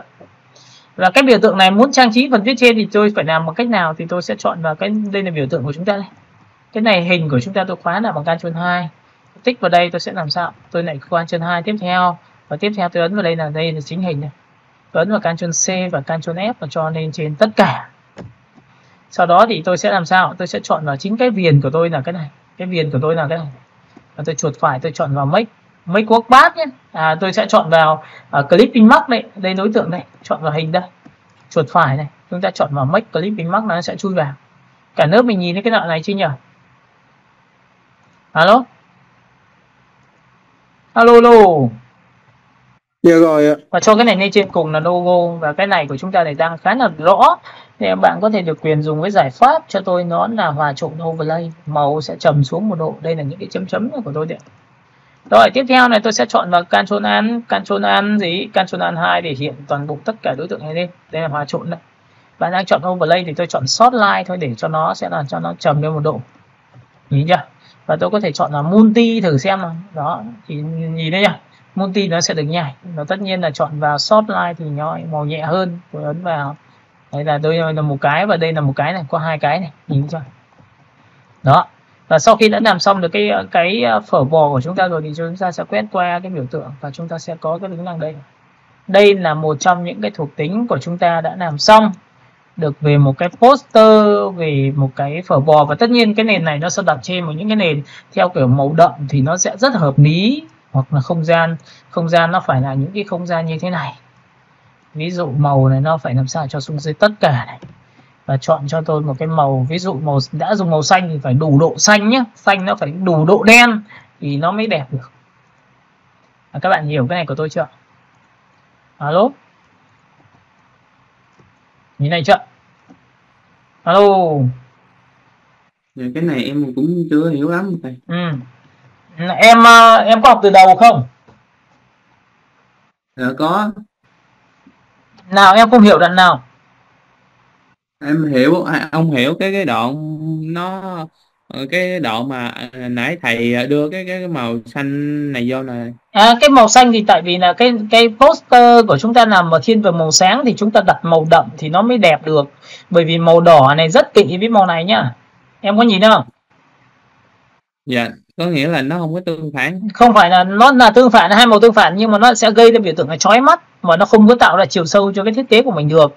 Nên cái nền dưới của mình nó là màu đậm, là đủ độ đậm thì nó sẽ đẹp. Dùng xanh và đỏ là hai giá trị nó phải đủ độ đậm nha em nhé, nhìn thấy chưa? Dạ. Có nghĩa là khi mình đặt trong khu vực tối thì nó sẽ rất là đẹp, em hiểu không? Đấy thì in ấn tùy theo tính chất của chúng ta, tại vì là có những cái là của chúng ta đặt trên nền ghi nhá, đấy nền đen, hiểu không? Để khi mà tại sao phải đặt như này, bởi vì nhiều lúc mà khi em đi làm cái hồ sơ xin việc ấy thì đôi lúc em phải đặt trong một cái background, đúng không? Và đặt trong background thì em đặt như này thì nó sẽ rất là dễ chịu. Có hiểu ý thầy không? Dạ hiểu. Đó, thì đây là giá trị mà các bạn sẽ làm những cái thiết kế đấy. Ví dụ cái này thì sau này thì các bạn có thể nhấn nhé để cho cái thiết kế của mình nó tốt hơn. Nhưng đây là phiên bản mình làm bằng Keylud nhá. Các bạn hiểu cái này chưa? Dạ. Ok, còn ai có câu hỏi gì cho cái bài này không? Bài này chúng ta có bút. Và cái bút này, những cái bút như này nào các bạn có thể lôi trực tiếp từ phiên bản của mình sang cái phiên bản của Photoshop được. Em nhá. Em hiểu cái này chưa?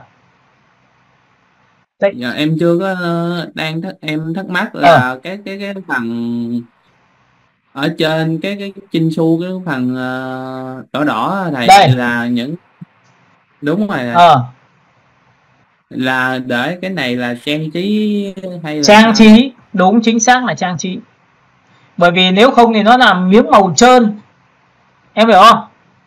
Màu trơn là nhìn nó không có được đẹp. Đúng rồi, nên là nó phải có những cái hình họa tiết hoa văn vào đấy, nhìn thấy không? Ví dụ Coca-Cola nó hay có những cái chấm đấy em. Dạ, mà là cái phần viền của nó thầy. Viền của nó là cái gì? Là cái đỏ đỏ. Đây, là cái này. Đúng rồi. Rồi, thì nó là trang trí mà. Dạ. Bình thường nếu mà em không có đi thì ví dụ Ctrl 3 như này thì nó bị trơn. Em nhìn thấy bị trơn không? Dạ. Thì mình phải tạo ra một sự khác biệt là chỗ này nó là khu vực của logo là khu vực khác, còn khu vực này là khu vực thiết kế nhá. Dạ. Rồi, còn câu hỏi gì nữa không? Nói đi. Còn cái mà phần ở dưới thịt bò nguyên miếng này, còn cái gì mà mình để những cái địa chỉ ở dưới hay là mình để ở đâu được? Đúng rồi, để địa chỉ chỗ này em ơi. Để địa chỉ chỗ này mà. Ví dụ như người ta có Facebook này, người ta có website này, em hiểu không? Còn bình thường nếu mà người ta poster, người ta dán ở cái vị trí là trong cái tiệm của người ta thì người ta không cần phải để địa chỉ website nữa, em hiểu không? Bởi vì nó nằm ở đấy rồi nhá. Nên là có những trường hợp là có những cái poster em phải mang đến trung tâm thương mại thì em lại phải có địa chỉ website, thậm chí là mã quét QR. Nhưng có những trường hợp mà chúng ta không cần phải có, bởi vì nó nằm ngay trên phiên bản đấy rồi nhá. Có nghĩa là cái poster thì em dán ở đâu thì em sẽ phải tính vào tiêu chí đấy. Ví dụ em dán ở trung tâm thương mại thì người ta đâu biết được cái này của ai, đúng không? Và người ta khi người ta truy cập thì vào thì người ta mới thấy được đây là một sản phẩm mới và nó có chương trình khuyến mại gì không. Đấy, ví dụ thế. Đấy, thì đấy là cái tiêu chí mà để chúng ta là làm xong poster, chúng ta là dán đâu. Thì có nhiều bạn khi làm về cái nhận diện thương hiệu này cứ lấy một cái mock up trên mạng xong rồi dán trực tiếp vào trong cái, có nghĩa là mình dán là nhiều kiểu buồn cười lắm. Có nghĩa là dán ở trong trên một cái biển nó cao mà bình thường người ta đi đường người ta đâu có nhìn ngước mắt lên trời nhìn như vậy đâu, đúng không? Bởi vì đi xe cộ mà em nhìn như vậy có ngày đâm xe là sao, đúng không? Rồi phần thứ hai nữa là sau khi mình làm xong này thì mình phải xuất ra file, đó là file ví dụ mình có thể chuyển đổi hệ đuôi. Hệ đuôi của chúng ta nó không phải là dạng theo kiểu là dạng màu theo kiểu CMYK mà có thể là RGB. Bởi vì khi mà chuyển thành RGB thì cái tông màu nó sẽ thắm một độ. Em nhìn thấy thắm một độ chưa? Nhìn chưa? Nó sẽ tươi lên một độ. Và tươi lên một độ này thì nó sử dụng được tất cả những cái tính năng phát sáng của em. Mà đã là tính năng phát sáng thì đây, ví dụ em có nhìn thấy cái tính năng này của chúng ta này, nhìn thấy chưa? Khi mà chuyển thành RGB nhé, nhìn này, chúng ta chọn vào file, chúng ta chọn vào mode và chúng ta chọn CMYK thì cái này biến mất, đúng không? Em nhìn đi, biến mất chưa?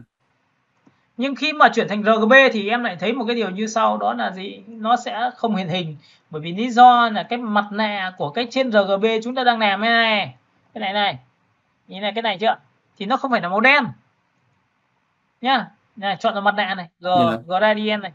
Thì cái màu này không phải màu đen nên em phải điều chỉnh lại. Ví dụ tích vào đây, em tích đúp vào và em chọn vào vị trí, cái này là tất cả thông số của CMYK em phải kéo lên là 100% thì nó mới mất được cái nền dưới. Nhìn thấy mất chưa? Alo. Nhưng khi mà chuyển sang RGB thì nó không phải dành cho việc là chúng ta đi in ấn theo kiểu kia nữa, mà nó là theo dạng in full. Và sau khi mà có xong cái này thì em lại được quyền có một cái rất hay nữa, đó là tuyệt vời đó, chỗ này này. Chúng ta chọn vào biểu tượng là chọn vào Ctrl O. Và hôm trước thì tôi có chia sẻ cho các bạn đó là biểu tượng của cái việc là chúng ta sẽ chọn vào phần dạy học AI, chúng ta chọn vào phần giáo trình và chúng ta chọn vào tư liệu.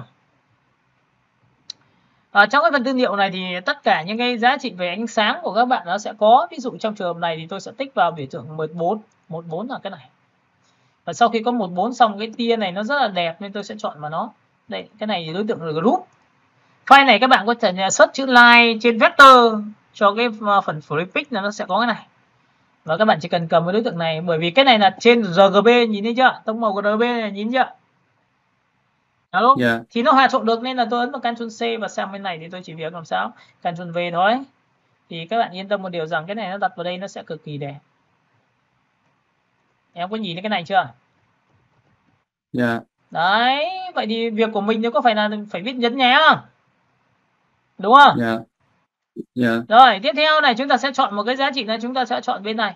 Xem còn cái gì mà chúng ta có thể sử dụng được không? Ví dụ lượng ánh sáng này có thể dùng được không? Đấy, cái này có thể dùng được không? Nó không được thì chúng ta sẽ lại phải chọn thêm một cái kiểu khác. Ví dụ chúng ta tích vào đây một cái Ctrl C và sang bên này thì chúng ta sẽ ấn vào Ctrl V thử xem có được không? Đây ạ. Thấy chưa? Nó bị bắt sáng quá nhiều này, nhìn thấy chưa? Vậy thì chúng ta không dùng được cái này.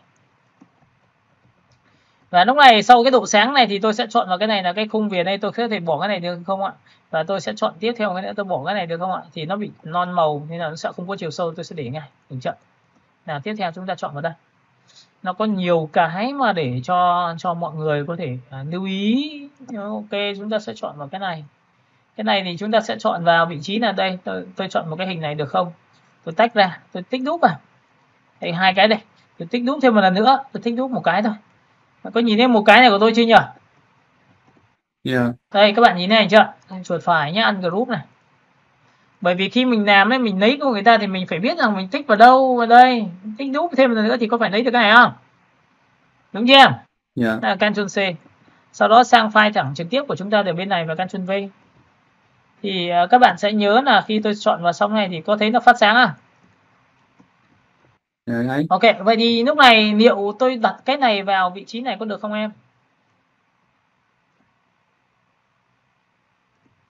Đó, các bạn nhìn chưa? Tôi sẽ nhấn mạnh rồi tôi sẽ làm cho nó kiểu ánh sáng nó chiếu vào logo. Có thể là như thế này được không? Đấy, ví dụ thế. Đấy nhá. Và tất nhiên chúng ta giảm xuống khoảng 20% để nó có thể là có cái hơi viền màu tí 30%. Đấy, như này này, nhìn thấy khối nó đỡ bệt và trông nó cũng sẽ ảo diệu hơn chẳng hạn như thế. Nhìn không? Ok, tiếp theo chúng ta lại chọn vào Ctrl O thêm một lần nữa và chúng ta sẽ chọn rất là nhiều hiệu ứng khác nữa. Ví dụ trong phần này thì chúng ta sẽ chọn cái nào nhỉ? Cái chấm, cái chiếc các thứ đây. Đây là những cái hiệu ứng có sẵn đây. Và các bạn thấy là cái nào nó đủ độ đẹp thì mình sẽ dùng nó, còn nếu mà không đủ độ đẹp thì mình có thể bỏ. Ví dụ trong trường này tôi chọn là 613 tôi ấn vào ok. Thì cái này thì các bạn cũng tương tự như vậy, chuột phải. Không phải cái nào mình cũng dùng được cái này nhá, bởi vì là chúng ta dùng mà không kiểm soát được nó này là ngay lập tức nó sẽ bị làm sao rối đấy. Tôi sẽ chọn vào đây. Và đây là hiệu ứng của chúng ta, tôi quét qua tất cả. Mình chọn loại trừ cái màu background màu trắng này đi. Đây, tôi chọn vào Ctrl G, Ctrl C và sang file thiết kế thì các bạn sẽ ấn vào Ctrl V cái này. Đây các bạn sẽ ấn vào Ctrl V. Và Ctrl V của chúng ta là tạo ra những cái như thế này đấy. Các bạn có hiểu cái này chưa nhỉ? Nhưng mà nếu mà thấy nó rối quá thì bỏ nhá. Tôi chỉ cần dùng đến đây thôi. Các bạn hiểu cái này của tôi chưa nhỉ? Dạ hiểu rồi. Ok.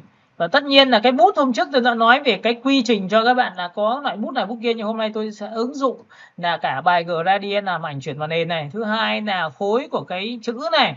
Thứ ba là làm cho cái biến thành các loại bút này. Bút thì chúng ta phải sưu tầm tất cả các thể loại khác nhau. Và tiếp theo là làm trang trí này. Cái trang trí các bạn có nhìn cái chấm chấm này không? Nó đồng điệu cái phần phía dưới này không ạ? Cái chữ phổ bò kìa, nhìn nữa.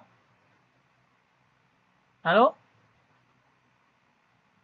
Giờ có thôi. Đấy thì có nghĩa là tại sao tôi lại chấm chấm ở phía trên, thì đôi lúc nó là trang trí, nó được gọi là nhắc lại phần phía trên, cũng là một trong những cách mà có rất nhiều người sẽ để ý cái việc đó, được không ạ?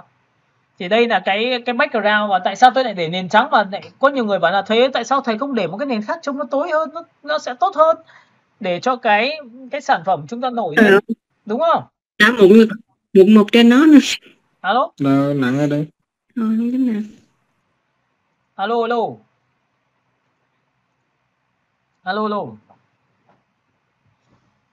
Các bạn ơi, các bạn nghe là không nhờ? Giờ có thôi. Thì các bạn để ý này, có những cái nền của chúng ta này, chúng ta sẽ cắt nền của cái tương ớt này nó tung tóe lên. Nhưng có những cái phần nền là tôi sẽ tách bỏ cái nền trắng đi, tôi chọn một cái nền nó sâu hơn, có thể là da trời, nó có thể là một cái không gian tối hơn để tôi đẩy cái sản phẩm lên cũng được. Nhưng mà tôi lười ở chỗ là như nào? Bởi vì cái background này thì có phải nó có cả cái tương ớt, tôi chỉ xóa phần phía dưới, phần phía trên tôi không xóa không? Các bạn có thấy thế điều không? Bởi vì trong Etude thì chúng ta không thể nào xóa một cái cách nó thoải mái được, nó giống như Photoshop nha. Các bạn hiểu cái này của tôi chưa nhỉ? Alo. Giờ rồi. Rồi, còn có câu hỏi gì nữa không? Thầy cho em hỏi xíu về cái phần mà áp ảnh nó xài phải cái chỗ mà quản lý hiệu ứng của đối tượng đó thầy. Nói đi. Cái nói chung là fill hoặc là chốc, thằng nào nằm trên là thằng đó nó sẽ hiện giống như mình quản lý layer bên Photoshop vậy hả thầy? Đúng rồi, chính xác. Ví dụ khi mà em vẽ ra một đối tượng và em đổ màu, nó là chữ hay là hình thì nó vẫn là đối tượng này, mình cứ quy định như vậy, được chưa? Thì em phải nhớ một điều rằng cái này nó là một hệ thống quản lý mà rất nhiều họa sĩ nước ngoài người ta hay dùng. Thì cái app parent này nó chính là giá trị app cho nó đấy. Thì lúc này khi vào thì nó sẽ gồm có hai phần, thứ nhất là màu đối tượng và thứ hai là nét của đối tượng, đúng không? Đúng chưa? Dạ đúng ạ. Rồi. Dạ đúng. Nhưng trong trường hợp này em muốn là tạo ra một cái hiệu ứng thứ hai nó to hơn cái đối tượng phía dưới thì em phải làm một cách nào? Thì chắc chắn là em sẽ phải thêm cho nó một cái lớp nền ở phía dưới bằng cách là đây. Đây là add new fill là thêm một lớp màu, còn đây là thêm một cái lớp stroke thì em thêm lớp màu vào đây. Và khi thêm lớp màu thì em phải nhớ một điều rằng cái này lớp màu tôi đang làm, muốn cái hiệu ứng này nằm ở phía trên hay nằm ở phía dưới thì tôi muốn nằm ở phía dưới. Mà hai cái này là bằng nhau không em? Alo? Dạ đúng ạ. Ok. Vậy thì khi mà bằng nhau như này thì em có thể chọn một cái màu, ví dụ tôi chọn một cái màu xanh được không ạ? Em có hiểu cái này không ạ? Dạ rồi. Rồi sau khi tôi chọn một cái màu xanh như này. Rồi thì sau khi mà tôi chọn màu xanh này xong thì tôi sẽ làm thế nào? Tôi lại chọn vào biểu tượng như sau. Tôi chọn vào biểu tượng là xô lệch. Ví dụ chọn xô lệch thì thường người ta sẽ chọn vào transform. Thì trong cái phần transform này tôi đang áp dụng cho thằng xanh. Em có nhìn thấy tôi áp dụng thằng xanh này không ạ? Dạ có. Chứ không phải thằng cam. Vậy xô lệch nó chính là mo chính là dịch chuyển, đây tôi sẽ đẩy sang phải. Thì cái này em sẽ nhìn thấy là tôi sẽ nhìn thấy cái màu xanh ra chưa? Và cái này sẽ xuống dưới. Chưa. Dạ rồi em thấy chưa? Vậy thì ví dụ trong trường hợp này nó xô lệch như này em thấy là ổn chưa? Nếu thấy ổn ok, còn nếu không thấy ổn thì đánh 0.1. Bởi vì nhiều lúc là chúng ta không thể nào bằng máy được. Đây ví nhỉ. Còn nếu 0.2 nữa là ok, và chúng ta chọn vào 0.2 như này. Được chưa? Xong cái này chưa? Dạ rồi ok. Dạ. Và tiếp theo cái màu xanh này em lại chọn vào add new field là thứ ba. Em lại có cái miếng màu xanh này, thì cái màu xanh này em sẽ phải chọn xanh đậm hơn, bởi vì em đang đi theo tông số màu nha. Và từ cái màu này của em này nó sẽ phải nằm dưới cái màu xanh sáng. Em có nhìn cái chỗ này không ạ? Dạ thấy ạ. Và cái này cũng tương tự như vậy. Lúc này em lại áp dụng cho thằng xanh đậm bằng cách là chọn vào effect.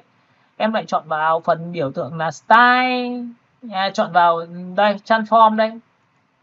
Thì trong cái phần transform này em sẽ có một cái lệnh là tôi sẽ lệch sang phải. Được chưa? Và cái này lệch xuống dưới này 0.4 bởi vì nó sẽ gấp đôi, đúng không? Em nhìn thấy chưa? Rồi. Xong nhá, nhìn này. Sau khi đã chọn xong cái này xong em lại ấn ok. Được không ạ? Đúng chưa? Dạ. Rồi tiếp theo dạ, em lại thêm một lần nữa này, em lại add new field thêm một lần nữa thì cái này phải xuống dưới. Cái này của em là phải cuối cùng của em nó phải là tím, nên tôi sẽ chọn vào kiểu như chuyển độ đấy em. Tôi sẽ chọn vào tím. Và cái tím này tôi cũng chọn vào fx và tôi chọn vào biểu tượng là cái desktop transform. Chọn vào transform này thì em phải là 0.6 là cái chắc, bởi vì là 0.4 vừa rồi. Đây 4, 5, 6 đây. Nhìn thấy chỗ 6 này chưa? Dạ thấy ạ. Đây 6 đây. Và cái này cũng tương tự như vậy 6. Đúng chưa? Hiểu cái này chưa đã? Dạ rồi. Ok. Và lúc này cái viền của em này, cái viền của em thì em phải thay đổi bằng cách là tôi sẽ chọn cho nó giá trị là số 3. Ví dụ cái viền của tôi là màu đậm, hay là viền tôi sẽ là một cái màu xanh đậm như thế này, có được không? Đấy nhá, em nhìn thấy chỗ này chưa? Dạ thấy ạ. Rồi, sau khi em đã làm xong được cái hiệu ứng mà em thấy là ưng ý và nó khá là tuyệt vời rồi, thì em có hai cách. Một là cái viền này của em có thể chọn một cái biểu tượng là add new stroke là cái này, có đúng không? Dạ. Thì khi add new stroke thì nó sẽ sinh ra hai cái stroke cho em, thì cái stroke trên và stroke dưới giống nhau, thì cái stroke ở phía trên này tôi sẽ áp dụng cho nó một cái lệnh là fx, và tôi chọn vào path và tôi chọn vào offset path. Offset path nó có loại to ra và nó cũng có loại nhỏ đi, có đúng không? Vậy dạ đúng rồi. Và cái stroke này của bạn đang là 0.2 thì tôi sẽ chọn ấn ok này. Được rồi. Thì cái nét này đang ở phía trên. Em nhìn thấy phía trên chưa? Đây, dạ thấy. offset đây. Thì cái stroke này em nhìn nhé, xong rồi nó là stroke mà, nên là tôi sẽ chọn vào biểu tượng stroke và tôi sẽ chọn cho nó một cái nét rồi là nét đứt. Đúng không? Và tôi sẽ chọn vào đây giá trị là số 2. Và sau khi tôi chọn số 2 xong rồi tôi chọn vào cái giá trị nét của tôi, nó có thể bé hơn, nó không phải là 3 nữa mà nó có thể là chỉ là 0.25 thôi. Được chưa? Và nó có thể là 1 thôi. Ok, nhìn nét đứt chưa? Dạ thấy rồi. Rồi, sau khi em đã làm xong mà em thấy là cái này nó rất hợp lý đối với cái phiên bản của em, thì em được quyền là cầm cả cái này này. Em ném vào style cho tôi. Nhìn thấy graphic style như là nơi lưu giữ tất cả hiệu ứng của cái FX vừa rồi. Để làm gì? Em biết để cái này để làm gì không ạ?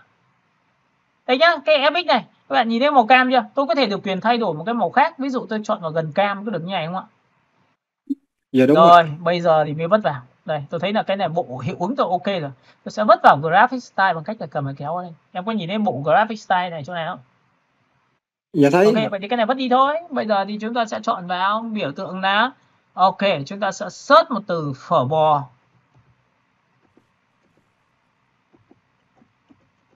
Đấy. Đợi chút xíu. Ok, và sau khi tôi chọn phở bò xong thì tôi phóng to lên một tí, và cái chữ phở bò này thì em có thể được quyền chọn cho tôi một cái biểu tượng như sau là chọn vào biểu tượng in hoa, ví dụ chọn vào đây và tích vào đây thì chúng ta sẽ cho nó lui xuống dưới nha, được không ạ? Em có nhìn thấy cái này chưa? Dạ thấy thầy. Rồi lúc này thì chúng ta sẽ mạnh dạn một cái này, chúng ta tích vào đây được không ạ? Thử nhá. Ok, hiểu cái này không? Dạ hiểu thầy. Cái này cái lúc mà mình tạo hiệu ứng bên Afterrun xong rồi mình đưa qua góc. Đúng rồi, nhưng mà em có thấy là lưu cái hiệu ứng nó lại giờ Đúng, nhưng và thậm chí cái hiệu ứng này nhá, trông thế thôi nhưng mà em còn có thể là xếp nó lại được. Đúng không? Xếp này, thư viện này. Hiểu cái này không? Nó giống như thư viện màu ấy. Dạ. Đấy nhá. Và nếu mà mình làm nhiều hiệu ứng mà đẹp mà mất thời gian như này thì sau này em làm về hiệu ứng có nhanh không em? Làm hiệu ứng có nhanh không? Dạ nhanh thôi. Và làm nhanh như vậy thì em đi thiết kế có nhanh cho công ty không? Tôi chả biết là cao siêu đến đâu. Dạ có. Tôi cũng chả biết ai cao siêu đến hơn mình đến đâu, nhưng tóm lại là tôi sẽ chuẩn bị tất cả những đấy để tôi chuẩn bị hành trang tôi đi làm thiết kế cho công ty, tôi làm thiết kế cho khách hàng. Vậy thì có phải là ví dụ em làm thiết kế cho công ty mà nhanh như vậy thì em làm nhanh, làm đẹp như vậy bởi vì em mất thời gian em trau chuốt cái này thì lương em có cao không đã? Em đồng ý tôi điều đấy không ạ? Alo? Dạ có. Rồi sau khi em làm ổn rồi thì dạ có em lại mang tất cả những hiệu ứng này em đi làm cho khách hàng bên ngoài. Ví dụ bình thường những cái này em có thấy mất thời gian không? Làm chỉnh hiệu ứng này có mất thời gian không? Làm thế nào màu cho nó đẹp, ok. Dạ có. Mất thời gian đúng không? Vậy thì mất thời gian như thế mà bây giờ tôi lại chuẩn bị tất cả những cái này tôi làm cho khách hàng thì ví dụ bình thường tôi mất khoảng 4 tiếng, bây giờ tôi chỉ mất khoảng 1 tiếng tôi xong. Thì có phải là chúng ta đang đánh đổi một giá trị thời gian để lấy một cái sản phẩm mà bình thường cái giá tiền nó là bao nhiêu? Ví dụ 500.000 một cái sản phẩm đấy thì bây giờ 500.000 là 4 tiếng, bây giờ 500.000 có thể là 1 tiếng được không? Alo? Dạ. Nên tại sao tôi cứ bảo tôi nói cho các bạn biết là khi mà tôi làm về thiết kế tôi hay dạy các bạn là bạn ơi hãy chuẩn bị nhiều bố cục cho tôi. Có những bố cục hiện đại, có những bố cục trông nó khá là cổ điển. Ok, không sao cả, bởi vì làm sao có những khách hàng khi người ta nhìn vào, người ta đâu có phải là designer. Mà các bạn nói là nó cổ điển lắm rồi, nó không được mới mẻ, nhưng mà cái vấn đề là người ta đếch cần cái mới của mình luôn. Các bạn hiểu cái này của tôi chưa? Dạ thật, dạ hiểu. Đã bao giờ gặp một cái khách hàng nó nói mình là không biết thiết kế à? Các bạn hiểu cái này không? Mà trong khi đó thì bạn mới làm hiện đại vô cùng luôn, đẹp vô cùng theo cái cách của người đồ họa, theo cảm nhận cá nhân của tôi thấy đẹp nhưng ok như thế, nhưng mà khách hàng người ta bảo là này không biết thiết kế à? Em hiểu cái câu đó. Bởi vì khi mà một thiết kế mà bạn thiết kế mà không đồng điệu với cái tần số của khách hàng, không đồng điệu với cái sản phẩm người ta mong muốn để cho tất cả những khách hàng của họ nhìn vào sản phẩm đấy, nhặt cái sản phẩm lên và mua về nhà thì xin lỗi bạn có thể tại bằng mấy triệu vất xoạt rác, đúng không ạ? Có đúng không? Nhiều lúc thì tôi sẽ nói rất là gay gắt, bởi vì lý do làm sao? Bởi vì đây là những cái bài học đấy là rất là xương máu của dân về thiết kế, mà đặc biệt những người mà đi làm mà cười kịu rồi tôi thề các bạn là chắc chắn sẽ đồng ý với tôi cái việc này. Và sẽ có những cái bạn mới ra trường mà trong nhiệt huyết của mình rất là đầy, xong ra ngoài mà chính vì cái sự không va chạm nên là sẽ có những cái gáo nước lạnh nó dội thẳng vào người. Và đôi lúc của chúng ta mới đặt cái câu hỏi vậy thì mình học là đã đến đâu rồi nhỉ? Tại sao mình lại cứ bị như thế nhỉ? Đúng không ạ? Các bạn hiểu cái này chưa? Alo. Dạ rồi thôi. Ok, và tất nhiên là cái này thì chúng ta ấn Ctrl Shift H thì cái màu nó sẽ bắt mắt hơn rất là nhiều, đúng không? Và tất nhiên những cái hiệu ứng này thì chúng ta vẫn có thể chỉnh lại bằng Apparent được, bằng cách là chúng ta sẽ chỉnh vào từng cái một, đúng không ạ? Nhìn thấy chưa? Hiểu cái này chọn màu lại chưa? Alo. Dạ hiểu thầy ơi. Ok, thì bài hôm nay tôi đã hướng dẫn cho các bạn xong cái phần poster của một cái thương hiệu phở bò. Và tất nhiên chúng ta xếp lại. Được chưa? Về nhà các bạn sẽ làm cho tôi cái bài này. Và với cái bài này nó chính là một cái bài tổng hợp, nên là mọi người cố gắng xem kỹ và làm thật kỹ cho tôi để sau này chúng ta sẽ làm những cái dòng sản phẩm như là tương ớt. Các bạn có thấy là làm tương ớt được không ạ? Alo. Dạ được. Và các bạn sẽ nhớ một điều rằng cái này có thể làm cho sữa chua được. Bởi vì ở dưới chúng ta không phải là màu ớt nữa mà nó sẽ là màu của sữa chua.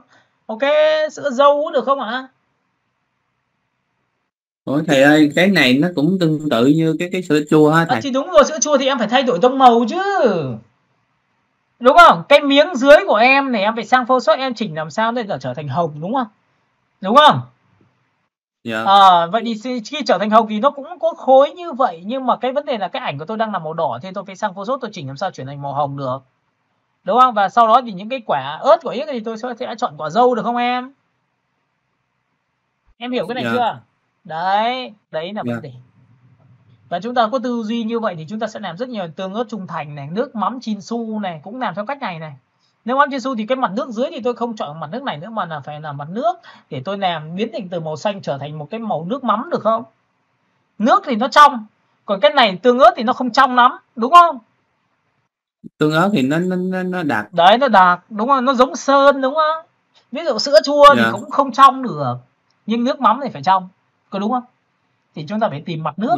Đó, và mặt nước thì chúng ta phải làm nào để biến thành mặt nước. Thì nhiều lúc cái input của bạn không can thiệp được cái việc biến thành màu đấy quá nhiều. Bằng Photoshop thì Photoshop sẽ giúp ích cho cái việc này là biến một cái ảnh trở thành màu khác còn gì nữa. Các bạn có thấy là có những trường hợp tôi sẽ biến thành cái màu hay thay đổi màu background không? Ok. Rồi về nhà nhớ làm nhá. Dạ. Bye bye. Hẹn gặp lại các bạn cho buổi sau chúng ta học tiếp nha. Ủa thầy ơi, cái này có ở trên thầy có gửi lên Facebook được, YouTube được không thầy? Thầy sẽ xuất file render và gửi lên trên YouTube, sau đó gửi vào thẳng nhóm của chúng ta mà. Dạ. Ví dụ như bài tờ gấp rồi bài những cái quyển catalog các thứ đấy thì chưa chắc tôi đã cho online. Có một số bài tôi không cho online nha. Các bạn hiểu chưa? Dạ. Và tất nhiên là luyện được thì tất nhiên phải có người kèm nữa chứ, bởi vì chúng ta còn có nhiều những cái thứ mà chúng ta nâng cấp phiên bản lên chúng ta lắm nhá. Dạ. Ok, bye bye, hẹn gặp lại các bạn và nhớ là chăm chỉ bài này nhá. Bài này chúng ta khá là nhiều vấn đề và có nhiều kỹ thuật nên là mọi người cứ cố gắng đầu tiên làm giống xong rồi phân tích hiểu rồi thì chúng ta sẽ làm cái mới nhá. Dạ. Ok. Rồi bye bye, hẹn gặp lại các bạn trong buổi sau. Em chào thầy. Ok. Cảm ơn thầy.